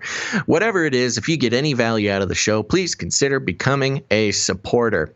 And that makes you a producer of the show. So, first of all, the easiest way to do that is go to patreon.com/CCNT for Canary Cry News Talk. Lots of fun ways to support the show there at different levels. And I think we have a couple of new producers to thank. Gons, are you ready? I am ready with the dinger. Okay, he's got his dinger dinged, and here we go. Oof, oof, oof. Oh, there we go. Okay, so first of all, I want to thank producer Roman. Thank you very much, producer Roman. Thank you, Roman. He's a brand new producer, so thank you very much. We also have an upgrading producer, which we love so much. It's hard enough to get somebody to support the show. It's even harder to get somebody to upgrade their support, and so we thank Grace, producer Grace. Thank you, Grace. And I'm looking at our Patreon now. This is a great example. A lot of times people will get mad at us because we say something they don't agree with, call us shills, things like that. And that's just kind of part of the taking the punches for doing your best to tell the truth, even if it disagrees with other conspiracy theorists. We did lose a supporter during the show, and I'm going to assume that's because they did not like us looking at the science of vaccines a little deeper. But that's okay, because we know we have other producers out there who agree with finding the truth no matter how angry it can make you. Next, we have patreon.com/Canary Cry Radio. If you haven't listened before, Canary Cry Radio is our other show. It's an interview style show, a great thing to check out. If you want some deep dives into some of the paradigm shifting worldviews that we talk about here on Canary Cry News Talk, you can find that on any podcatcher you like. But we have one new producer, and it's an upgrading producer over on Canary Cry Radio Patreon, and that is Producer David. Thank you, Producer David. Thank you very much, Producer David. Okie dokie. Next. If you don't like Patreon, that's okay. A lot of people don't like Patreon. No big deal. That's why we have canarycryradio.com/support. canarycryradio.com/support. That's right. canarycryradio.com/support. We've got PayPal options. You can come in with a monthly producership, or if commitment's not your thing, you can make a one-time producership in any amount, as well as cryptocurrency and all sorts of other fun things. So, Gons, you want to tell us about our PayPal producers? Sure. Looks like we got 3 in the queue there. First one, producer Lorelei. Thank you very much, Lorelei. I wasn't sure how I was going to pronounce it at half. You know when you start speaking a word, but then you don't know how you're going to pronounce something? Mm-hmm. You ever get stuck in that? I do. Lorelei is a recurring producer, so you should learn her name. I know. I'm horrible. I'm a horrible Thank person. you, producer Lorelei. I love that name, by the way. It's a great name. Thank you, producer Michael. Thank you, producer Michael. Thank you very much, new producer Michael. One thing to note, Gons, Lorelei was a 33 producer as well. Oh, that's right. Yes, 33. Yeah. Yep, take back that number. Also, producer Cynthia. Thank you, producer Cynthia. Another 33 producer. Woo! Taking back that number. And producer Charlie. Thank you, producer Charlie. Thank you very much, producer Charlie, coming in again. And I do have one more here that just came into the email. Producer Brunilka. Ooh, producer Brunilka. Thank you very much. Are we going to... Okie dokie. I think that's everybody. Yeah, put that on the list there. Let me do one more refresh here. We usually cut off the giving amount, but producerships were light today, so we're letting those a few through the gates that came in during the show. So thank you very much. Okay, that's it though. That's all of it, Gons. That's it for the treasure, but you can also contribute with your talent and time, and we definitely appreciate producers doing that. We don't have anybody for crypto today. We don't have any knights. But I do want to mention, we got a message from ARC from Destiny Lab. Oh, you guys great. know about Destiny Lab. They are going to, or I think they just released their album. And ARC was saying we can play some music from his album. And we may do that at some point. I don't want to do it right this moment, but the album is called Shift Your Paradigm. And some of the songs were on Age of Deceit 3. I think the album is finally out, so it's a great, if you're into hip hop and you're into the truth, then Destiny Labs is definitely someone to check out. Totally, friend of the show. We've had them on. We had ARC. Yep, we had ARC on Canary Cry Radio, I believe. I don't remember what episode number, but he was definitely on, and he's a contributor in that way. But also artwork. One art, please. Yeah. For today, we have a few pieces of artwork to present to you, the audience. First off, it's from Mark. Producer Mark gave us the Battle of the 5G Armies. And, this one was fun. Yeah, so Battle of the 5G Armies. This was fun. He had a little note, a little illustration of how 2 of the 4 horsemen of the technocalypse are working to bring about global 5G, plus expensive Tesla tequila and 2 cute Neuralink piggies. And in the middle, we've got the Eye of Sauron, the tower from Lord of the Rings there, and it says the Battle of the 5G Armies. And on the left, we've got a fleet of Musk's Starlink satellites. We've got Musk there holding some Tesla tequila and 2 happy, healthy little piggies who look so confused. They've got their little Neuralink chip there. And on the other side, in the other corner, we've got Mark Zuckerberg with a fleet of his Wi-Fi drones he wants to fly around the world, as well as the blimps. The blimps, his internet blimps. So we've got 2 powerhouses getting ready to cover the earth in dangerous, searing 5G technology. Very well put. That's, it's very fun too. The style, it's kind of got that, quick, fun collage. Oh, and there's the Falcon Heavy rocket there too. So they're all over the place. It's that fun, kind of quick Photoshop style, which I love so much. So thank you very much. And this was from producer Mark. Yes. And when you look at this, I think Elon's winning. Yeah. Elon's got the tequila. Mark Zuckerberg's on his knees, sort of. Agony. He's not happy about this. No. Just for your info, Gons, there's 2 more pieces that came, and they're down at the bottom. I know. There. I don't know if I'm going to be able to add them in last second. That's okay. We'll do them next show, if not. We might have to push to the next show, but we do see it. And actually, it's from Allie, producer Allie. Woo! Thank you very much, producer Charlie. They work together on this one. It's a little. It's the montage of. Yes, you and I. Is two of Allie's portraits, one of me and my cool googly eyes, and on the right, that's the portrait of your headshot that she did there. And producer Charlie put it all together with some expert photoshopping skills there. It says Canary Cry, Think Outside the Cage, Basil and Gons. And they mentioned that they have already sent it off to producer Dust to get it on some T-shirts at Canary Cry Merch Perch. That's good right there. I love it. Always love the artwork. Very good. We did get a couple more pieces from Allie today, but again, we'll push it to the next episode. So thank you, Allie. Look forward to seeing those new ones in the next episode.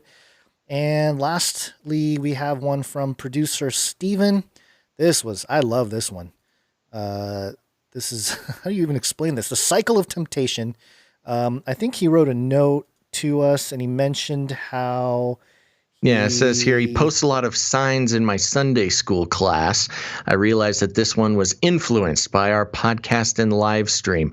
And this is kind of an illustration that it's called the Cycle of Temptation. So considering this is, a Sunday school lesson talking about temptations in 1 John 2:16 with the lust of the flesh, the lust of the eyes, and the pride of life. And it's got the cycle between attraction and through God's word, you can escape. Cost-benefit analysis with skewed data. The pros is pros and cons. And it's basically the cycle of temptation. There's a lot to look at, so you can look at it there. But I think the great connection that was so influenced by Canary Cry News Talk is on the left. There's Homer Simpson with an Ethernet cable coming in quick. It says future brain machine interface getting connected into his brain.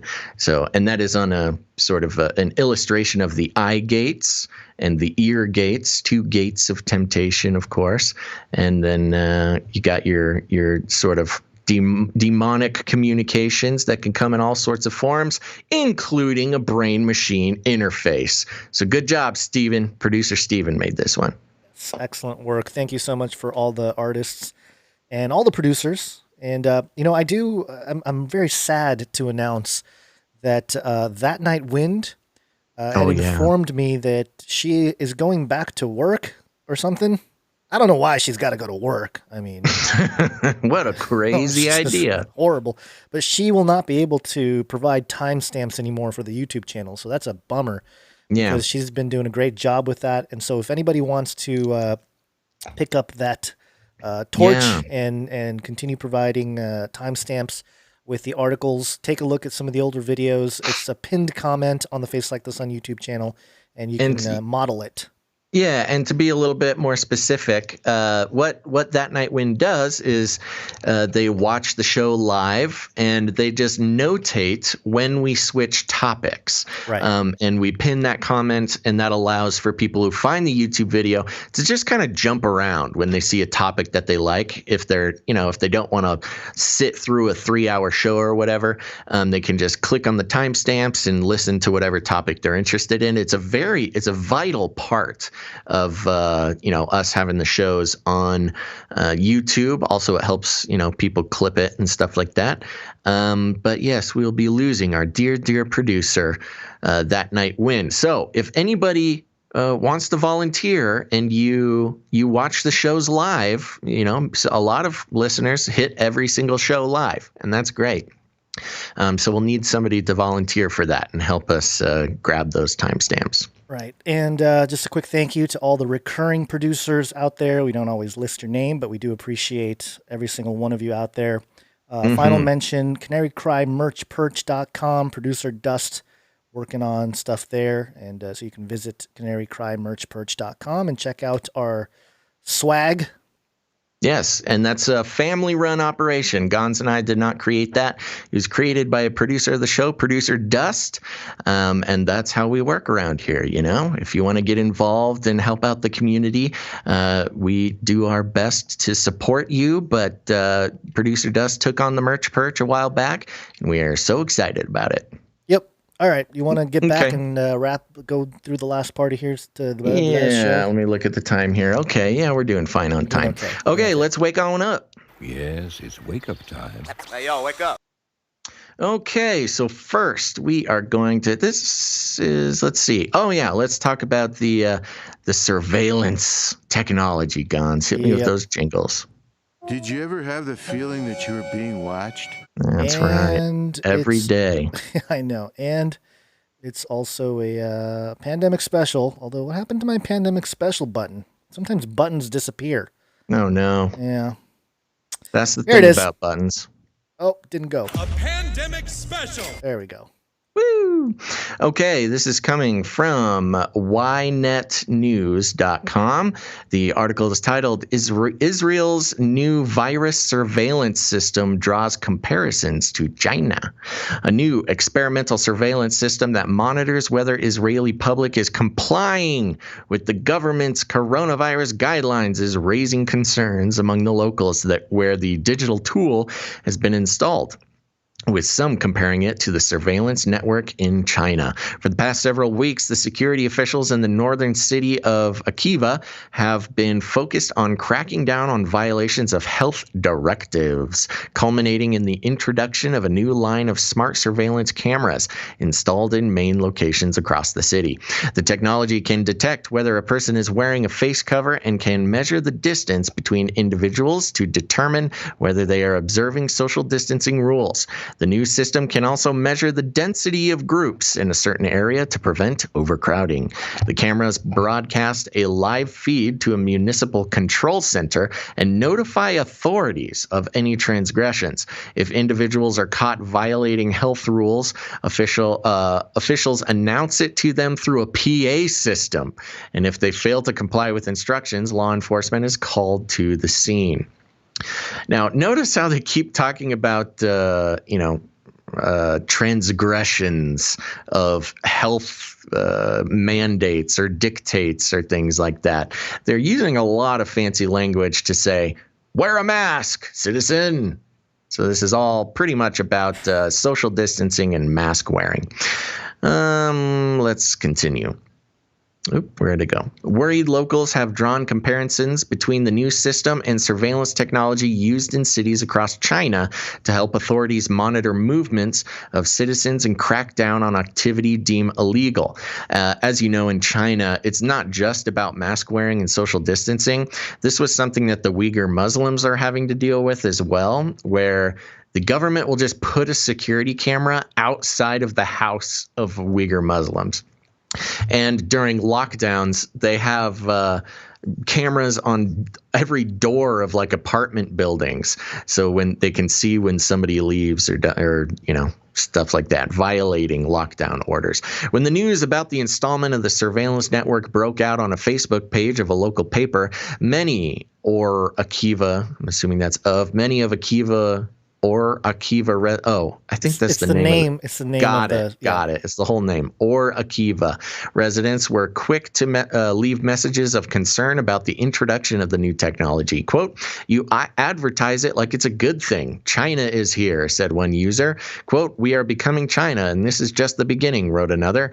Director of the Municipal Authority for the Prevention of Violence, Drugs, and Alcohol Abuse, Shlomi Segev, said the system was introduced last week in coordination with law enforcement in order to better prevent incidents of violence and vandalism in the city. Of course, we got to make it about the violence and vandalism, as well as enforce health directives and provide citizens with greater sense of security. The monitoring system is the first of its kind in Israel and does not possess facial recognition capabilities, negating some privacy concerns. But as you can see in some of the pictures, it is able to detect if a person is wearing a mask or not. Which is funny because, of course, there's some sort of facial recognition or just image recognition. I guess they can technically say it's not facial recognition involved there, but it'll alert authorities and they'll yell at you on a PA system. It's like, you're in school or something. You just get yelled at by a teacher, by an authority figure. Yeah. Or Akiva is the city. Got it. It's a northern city. And it's actually the city that was named after Rabbi Akiva, who's said to be tortured and killed there. And Rabbi Akiva is one of the, he's one of the early rabbis and leading Jewish scholar. He was a leading contributor to the Mishnah and the Midrash. He also sometimes is credited with redacting Abraham's version of the Sefer Yitzrah, one of the central texts of Jewish mysticism. And he's referred to in the Talmud as Rosh Hakimim, chief of the sages. He was executed by the Romans. So, interesting. A lot of interesting history there, especially when you talk about Israel, and you're always going to have biblical references and geographical biblical references at that. So, right, something to keep in mind. But and it's interesting. There's a lot of technology companies and a lot of resources in Israel that go into developing technology. Mm-hmm. And we've seen many times a system like this pop up in Israel. They'll test it there, and it's usually some Israeli company. And then because of the business relationships that the U.S. has with Israel, as well as the political obvious political relationship, that a lot of times, it's not every time, but many times, Israel is kind of a test zone for a lot of these types of surveillance products that eventually do make it either into the hands of the U.S. government or to, police departments across the country, things like that. So I don't know. This certainly could be something we could see deployed, especially, depending on who actually makes it out of this election to become the president in January. Yeah, and either way, it's not looking good. We've used episode art that shows the Belt and Road where, the Chinese flag and the Israeli flag, and they're giving each other a handshake. And then the Israeli flag connects to the Republican Party, and the Chinese flag connects to the Democrat Party. And I think Netanyahu already came out and said, we'll work with the Bidens and congratulate the Bidens and all this. So, yeah, it's all it's all connected, folks. It's not, none of it is, it's all an illusion. All this right-left stuff is it's just to control you. It's all here to control you. And speaking of control. Speaking of the beast system. Beast system. This is, oh gosh, I'm going to pronounce this so wrong. alkaligetoday.co. I don't know why this is the outlet that really reports on this, but Stanford is developing the CRISPR laboratory on a chip for the ... I don't know if they ran out of space there, but that's the headline. And here's what it says. Researchers at Stanford University have developed a CRISPR-based lab on a chip for the detection of COVID-19 and are working with automakers at Ford to develop their prototype into a marketable product. That's it's so crazy. Because what was a car company that worked with the Nazis? It was GM? It was Ford. Was it Ford? Okay, so there you go. No surprise. Well, Henry Ford, yeah, Henry I Ford, believe. yeah. This could deliver an automated handheld device designed to deliver a coronavirus test result anywhere within 30 minutes. In a study published this week in the Proceedings of the National Academy of Sciences, the test found active infections quickly and cheaply. Electric fields were used to purify fluids from the nasal swab sample and to force DNA cutting regions into the tiny passages of the system. Funded by BioClinica. That sounds like the most dystopian company. BioClinica. BioClinica. Increase compliance and risk and reduce risk. Hold on, let me start that over. Increase compliance and reduce risk with BioClinica, your partner on the Trusted Event Education Committee. BioClinica enforces compliance with. Is this a different story? Okay, maybe not. With 21 CFR Part 11 and EU GDPR requirements. The CFR is Council on Foreign Relations. The EU, the European Union.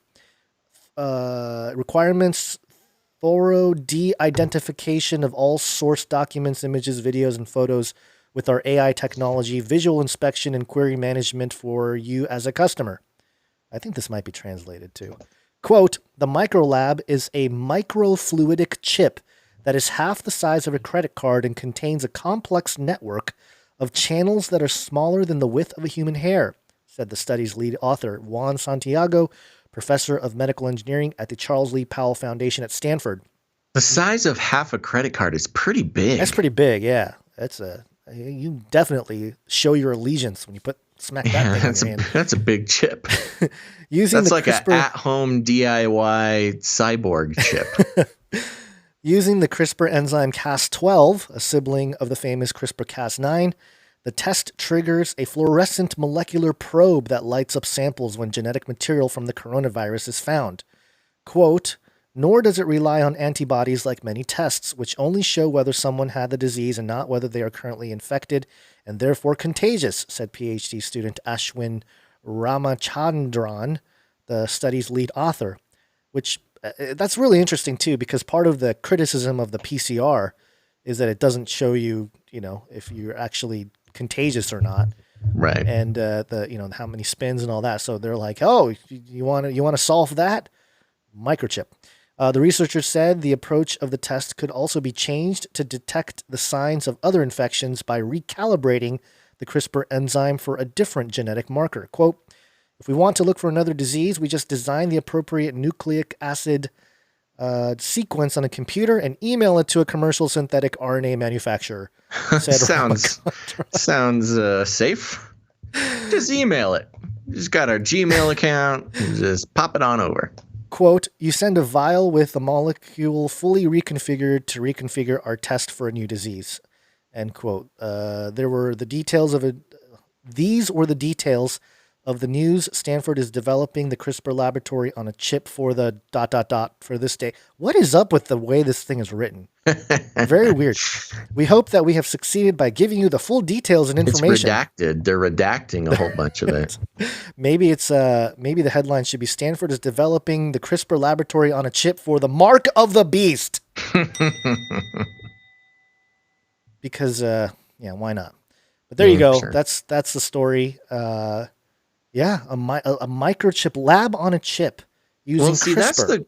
that's the crazy thing about it, which is, you know, to get an implant to detect one disease. I mean, I guess they're saying they can, you know, detect all sorts of stuff eventually, but just email it over. But yeah, it's crazy, you know, and especially with COVID, which, you know, there's a lot of differing opinions on. But even the reported numbers by the authorities is just an insanely small, you know, amount of when you consider all the other diseases and the impact that they can have. You know, what are we, under 1% death rate right now? Oh, it's way under that, I think. It's wild that you would get an entire, you know, microchip implanted to find this one little thing that maybe you have, maybe you won't, but at least we'll know who's on the list. Yeah, and it doesn't make me feel comfortable that Ford is helping them, given their history in Nazi Germany. Yeah, well, you know, a lot of people helped out with that. IBM was involved. They created a computing punch card machine to help keep track of populations that needed keeping track of. So IBM ain't innocent. Ford ain't innocent. There's all sorts of companies that were making money. But that's what wars are for. Wars are just for making money, Gons. Make that cash dough money. And also, just real quick, just alluding back to something we were talking about before the break, Pfizer, this is frightwaves.com, Pfizer to bypass U.S. government system for COVID vaccine distribution. So, yeah, Pfizer is trying to go around the U.S. government to distribute their vaccine. And the question is whether they have the required ultra-cold storage necessary to deliver it. So, there you go. Yeah. I was right. Ultra-cold. They are trying to bypass the U.S. government because, you know, science is truth. It's easier that way. Yeah. All right. Well, let's talk about a little bit of time travel for the end of the show here. Time travel. It's time. Technically, it should be a VR update too, but it's all sorts. And this is actually an interesting concept. It combines a lot of things, but we'll get into it after we read a little bit here. This is from daysinfo.com. Google virtual time travel map that could take us 200 years back is a reality now. If you are someone who thinks time travel is just a fantasy, maybe it's time for you to rethink about it. A software engineer at Google has come up with an incredible tool that mimics traveling back in time pretty closely. Raimundus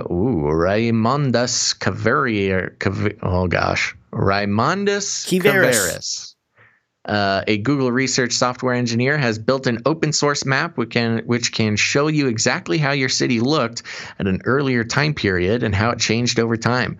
The map enables both a bird's eye view and a pedestrian level view, then comes with a slider to control the year. One can see an accurate representation of any U.S. city dating back all the way to the 1800s. Kvaris's map, which he nicknamed as Project Ray with an upside-down E, is the result of his curiosity about how New York, his birthplace, changed so very rapidly over 20 years. This led him to ask himself about his neighborhood, how his neighborhood must have looked even before he was born. And that is when he took it upon himself to get started on the project. Woo! Kvaris mentioned that the entire project took him 3 years to complete and attributed the success of it to the extensive research into artificial intelligence and machine learning that he did at Google. As of now, the map is still in an early prototype stage. However, it can successfully offer its users a glimpse of any U.S. city street decades into the past. Now, to source information about the precise structures of buildings, their sizes, height, roof shape, etc. during different time periods, Kvaris made use of historical fire insurance maps. From there on, he used them to create simple 3D models of the buildings and added it to his project. It is the Google software engineer's wish for the open source map to do more than show model buildings. He and his team created the project to help individuals such as librarians and map enthusiasts contribute their own historical findings so that more details can be added to it. And then it kind of goes into what he hopes to do in the future with making it better. But this is an interesting concept, this time travel using VR. First of all, you can see his little GIF there that he has that shows it, taking from different data sources. He can place new buildings, old buildings, lack of buildings in the rightful place, depending on the year that you're looking at. Which is, pretty cool. Not very thrilling in its current state, but pretty cool that he was able to conglomerate all that data. But, it goes to this conversation that's really interesting when it comes to time travel. And just for a moment, we'll kind of shift our perspective on time travel. Of course, traditionally, one would get into a time travel machine or go through a portal and end up at a different time on this time-space continuum. But, with all this archiving of the world as it is now, whether it be with the Google Maps, where it takes a picture of everything and creates a 3D image of everything as the car drives down the street, or, CIA-backed project Pokemon Go, where kids are taking pictures of every square inch of, their own homes and weird spots in parks and in forests and stuff. And those photos have been used to compile, maps, 3D maps of the world, as well as people just taking pictures of whatever. There's this interesting concept where we are almost kind of creating the possibility of time travel as we're going about our daily lives. Time travel being in the sense of this VR experience where if you compile all these Google Maps, satellite images, street level images, Pokemon Go images, things like that, you really create a map of the entire world, not inside and outside of doors. And really all it would take is somebody putting all of that together to create something where, you slap on a virtual headset and you can, even go back, just for the sake of conversation, go back 10 years ago and see what the world looked like 10 years ago. Now, of course, we don't have enough data to reconstruct, the 1800s or anything, but consider, 100 years from now, if we still exist, if humans are still on Earth, for whatever reason, 100 years from now, you can slap on a VR set and actually, access the mapping data from 2020. What did the world look like in 2020? We're currently creating future time travel in a way. Yeah. And one of the things that this reminded me of was the chronovisor. The chronovisor being the absolutely the Vatican alleged device to look into the past or whatever. But even more concerning, this might be okay for documented history, like you said, the 1900s. The longer you go into the 1900s, the more pictures and video and stuff there are of what's going on around town. But there is, again, referencing George Orwell's 1984, who controls the past controls the future, who controls the present controls the past. And so if we're, beyond any kind of visual documentation of the past, this type of virtual experience of time travel and Google being at sort of the heart of authority here in terms of what the past looked like, this becomes, they can basically shape how human history is supposed to look according to Google. And then we're talking about a crazy psyop of. You're right. There's a crazy, gatekeeping operation at that point. Yeah. So holding the truth of the past. Right. And so while this is, in its infancy, it looks very crude. It looks like, just a 3D software, piece of software that has a timeline that buildings pop up in New York. And very crude looking, but as time goes on, I'm sure this is going to get better. And then you can start talking about at least visually visiting past moments in time, and that'll become more and more relevant as time goes on because, like you mentioned, we have more video, we have more audio, we have more visual documentation of creation. Yeah. And so the longer you go, the more people will be able to reconstruct the past. But before then, I don't know, video cameras, it's all going to be how people interpret what happened. So it's kind of dangerous when you start thinking about, or at least projecting into, decades or centuries, if you want to consider that Jesus will allow centuries to go on, which I wouldn't be surprised. God forbid. Yeah, God forbid.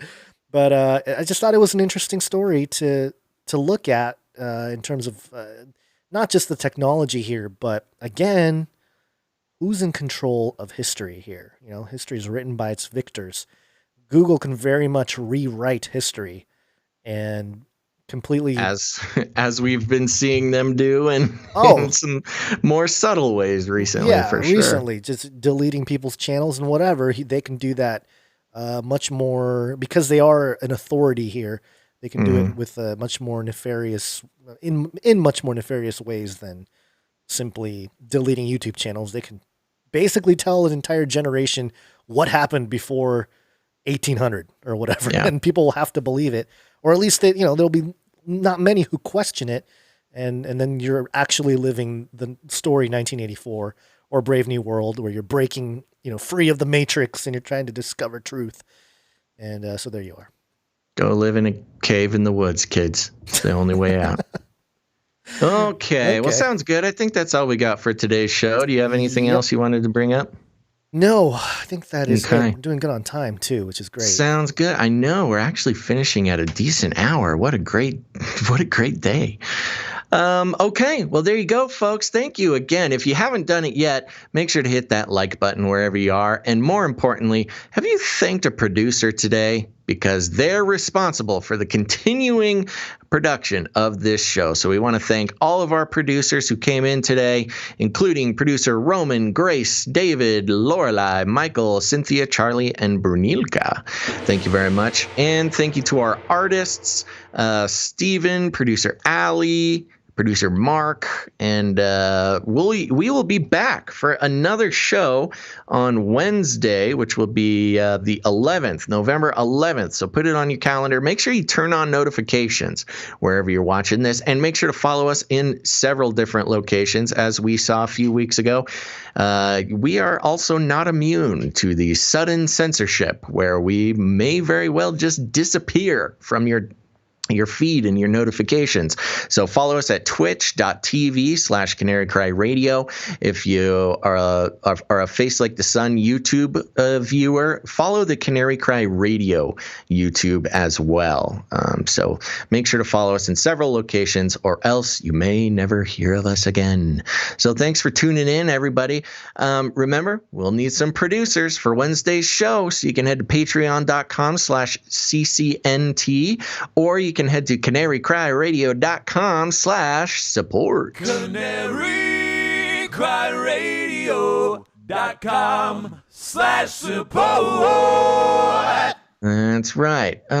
Sin Kitty in the chat is saying, "Oh no, Mr. Magoo B-Day jingle." Whose B-Day is it? Say it again. You must have missed it in the chat. If it's somebody's birthday, put it in the chat so we can say happy birthday.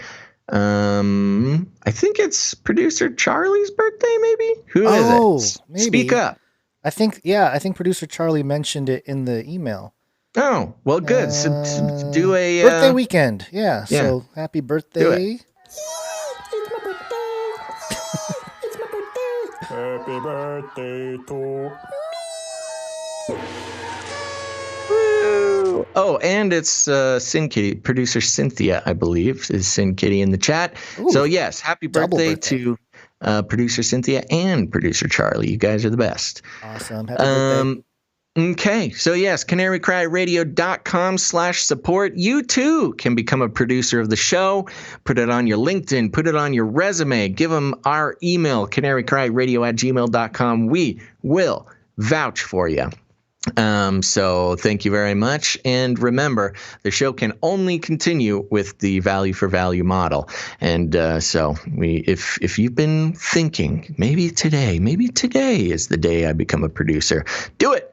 Do it. You will not regret it. I'll tell you that much. It's an investment in your own media future. Do you want the big global telecommunications news organizations to decide what information is valuable and what information is not valuable based on money from advertisers? Because that's what's going on now, whether you like it or not. So one way to fight against that and help out your best buddy Basil and Gons is to become a producer and tell the world, rebel against the current system and tell the world that Canary Cry News Talk is worth keeping around. There's other ways to support the show. Send in your art, your jingles, your music, any creative thing that you do. If you create something on theme for Canary Cry News Talk, send it in. You can email it to canarycryradio@gmail.com. And it'll probably make it on the show. So we need more artists and more musicians to get on it. Because remember, after the show, stick around. We'll have the Canary Cry mixtape. Lots of great tunes for you to dance to to get all the wiggles out after the show. It's very important. Other than that, I'm disappointed, Guns. We were talking about it before the show. There have been no new ratings and reviews coming in like 3 weeks, and I don't know what's going on. I don't know. I'm suspicious. Maybe there's some sort of censoring going on or something. I don't want to, cry censorship when it may not be the case. Maybe people just aren't leaving ratings and reviews. But please leave ratings and reviews because we like to look at them and hear them and read them on the show. And B, it helps out the algorithms for the podcast players to share the show with people who haven't heard it before. We have no control over that. That is all about you, dear listeners. We have not gotten a new review since October 24th, which is a long time. So please, if you have not left a review, go to whatever podcatcher, podcast player that you use to listen to the show. Leave a rating and a review. And I'm told that my previous way of telling people to leave reviews does not work anymore. So really? I don't know what to do. Yeah, you used to be able to search on whatever search bar of your choice, Bing, the best in the world. Just search Apple Podcasts Canary Cry News Talk, and it would take you to our Apple Podcast page, and you used to be able to leave a review there. But I had some people saying that they no longer have that option. So I don't know. Do some research. Figure it out. Leave a review. We need it. Okay. There's also other ways to help out the show. Share us on your Facebook. Share us on your social media. Get the word out on your Twitter, etc. Tag us. We'll help broadcast that signal for you. Or more importantly, you got friends, you got family who are starting to wake up to the fact that the world is not what it seems. It's that time, folks. There is some sort of awakening happening, and you can help them out by sending them an episode of Canary Cry News Talk. Just hit that share button. Send it straight to their phone. Make it easy on them. It could be this episode or some other episode where we called it, and so they can, have help, because there really is a family operation around here. People not just come here for news analysis and critical thinking. They come here to meet other people just like them. And speaking of which, you can go to canarycry.community. It's a real URL. I know, it's crazy, but it's a great place. It's an off Facebook, no big algorithms involved, social media network that is all Canarians all the time, talking about world events and current events and conspiracy theories, but also just fellowshipping, playing games together. Shout out to the Canary Cry Gamers Guild, and sharing their lives. If you have a moment in your life where you just realize maybe you don't have anybody to talk to about something, you can just jump on canarycry.community, and people will be there to talk and listen to you and help you out. It's a great spot to be. It's a real family affair. So there you go. If you need any more instructions, here's what you do. Find a friend, walk right up to him, grab him by the cage, and shake it. The end of the world occurred pretty much as we had predicted. I want to shake things up, stir up some controversy, rattle a few cages. Hey, stop that! You'll never silence me. I'm the last angry man, a crusader for the little guy. Leave the bird alone. Never. Rattle a few cages. Rattle a few cages. The human race will have every opportunity to improve. And if they don't? Ask Noah. That's right, folks. Just ask Noah. Thank you so much. Make sure to stop by the Canary Crime Merch Perch. It's a family-run operation. Thank you to producer Dust for doing that. Everything's sold at cost, so it's a great place to go. Gons, any last words? No, I think we're good. Thank you guys for visiting, watching, listening. Appreciate all of you.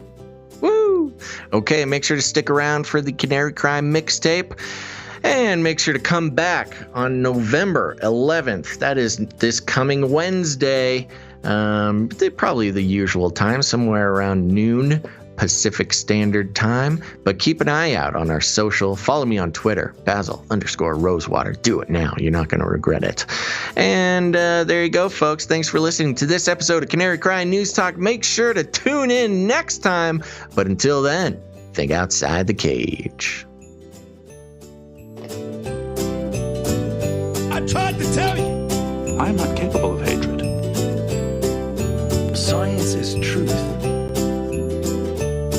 Son of a bee sting. Burn it all. I'll keep you warm and safe in my evil zoo. Stop this progress before it is too late. It's gotta be biblical. You can't handle the truth. Remember, reality is an illusion. The universe is a hologram. Buy gold. Buy! I want to shake things up, shake things up. I want to shake things up, shake things up. Leave the bird alone. I want to stir up some controversy. I want to rattle a few cages. I'm the last angry man. You'll never silence me. I'm the last angry man. I'm the last angry man. You'll never silence me. I'm the last angry man. A crusader for the little guy. Little guy. Well, we'll see about that. Whatever, Illuminati.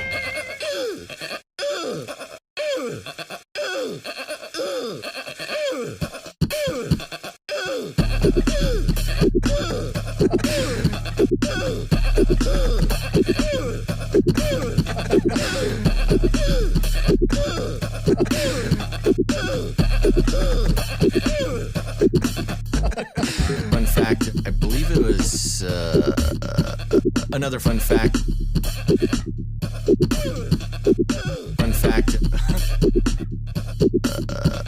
Another fun fact. Brings me back to my Screamo days.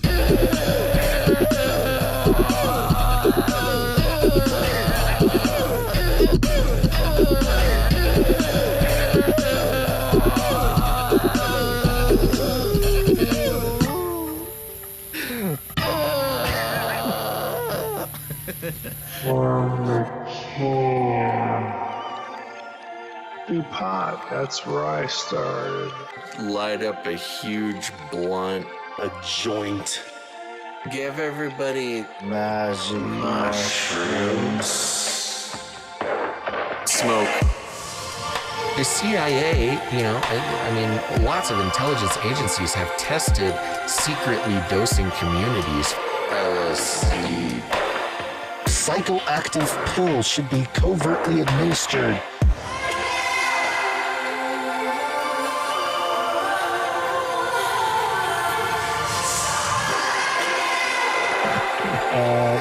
Just put me on some, I don't know. Give you a shot in the butt. Fluoride, oxytocin. Get a chemical hug. I did dabble, some of that robot crack. I know what it's like. It's a lethal recipe for disaster. You need help. If you're a pharmacist, you need to repent. All right, weird.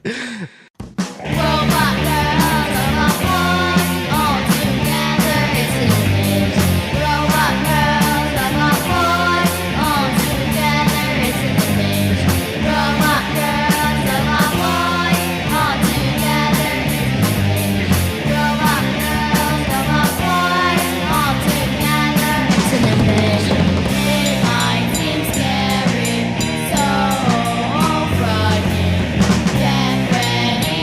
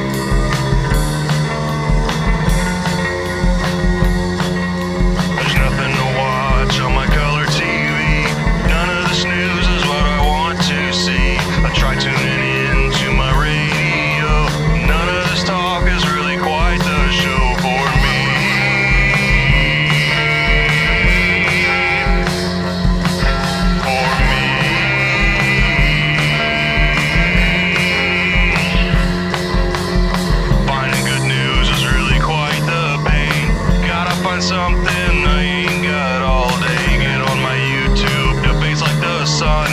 See what's new, demonetization. Know what's this? To my surprise, I spot a big pair of googly eyes. Click on the video and turn up the sound.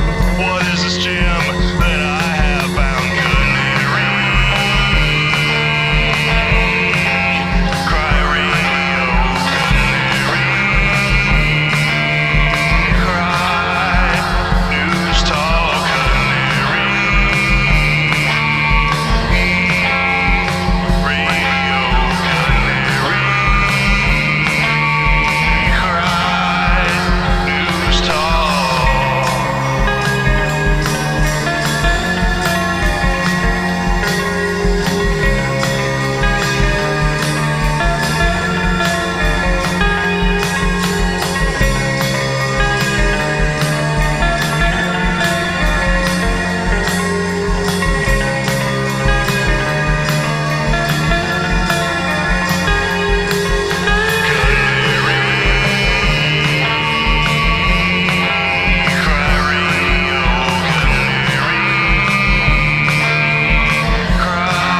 cry, news talk.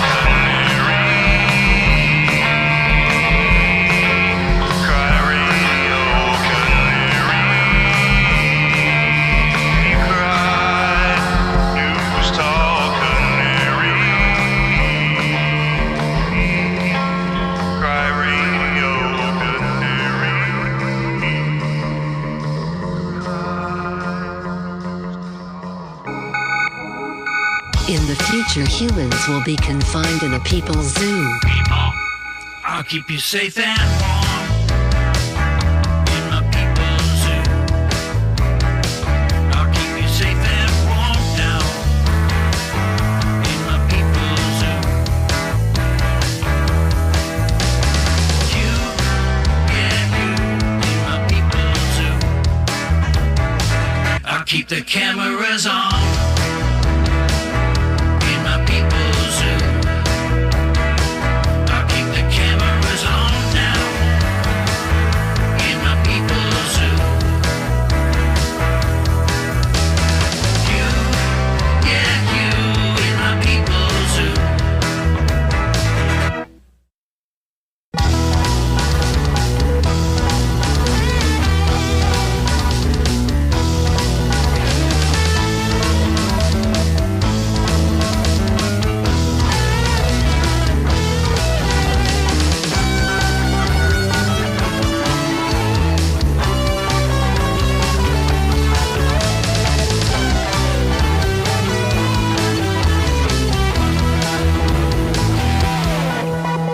Make you fat and sassy in my people's zoo. I'll make you fat and sassy in my people's zoo. You, yeah, you, yeah, you, in my people's zoo.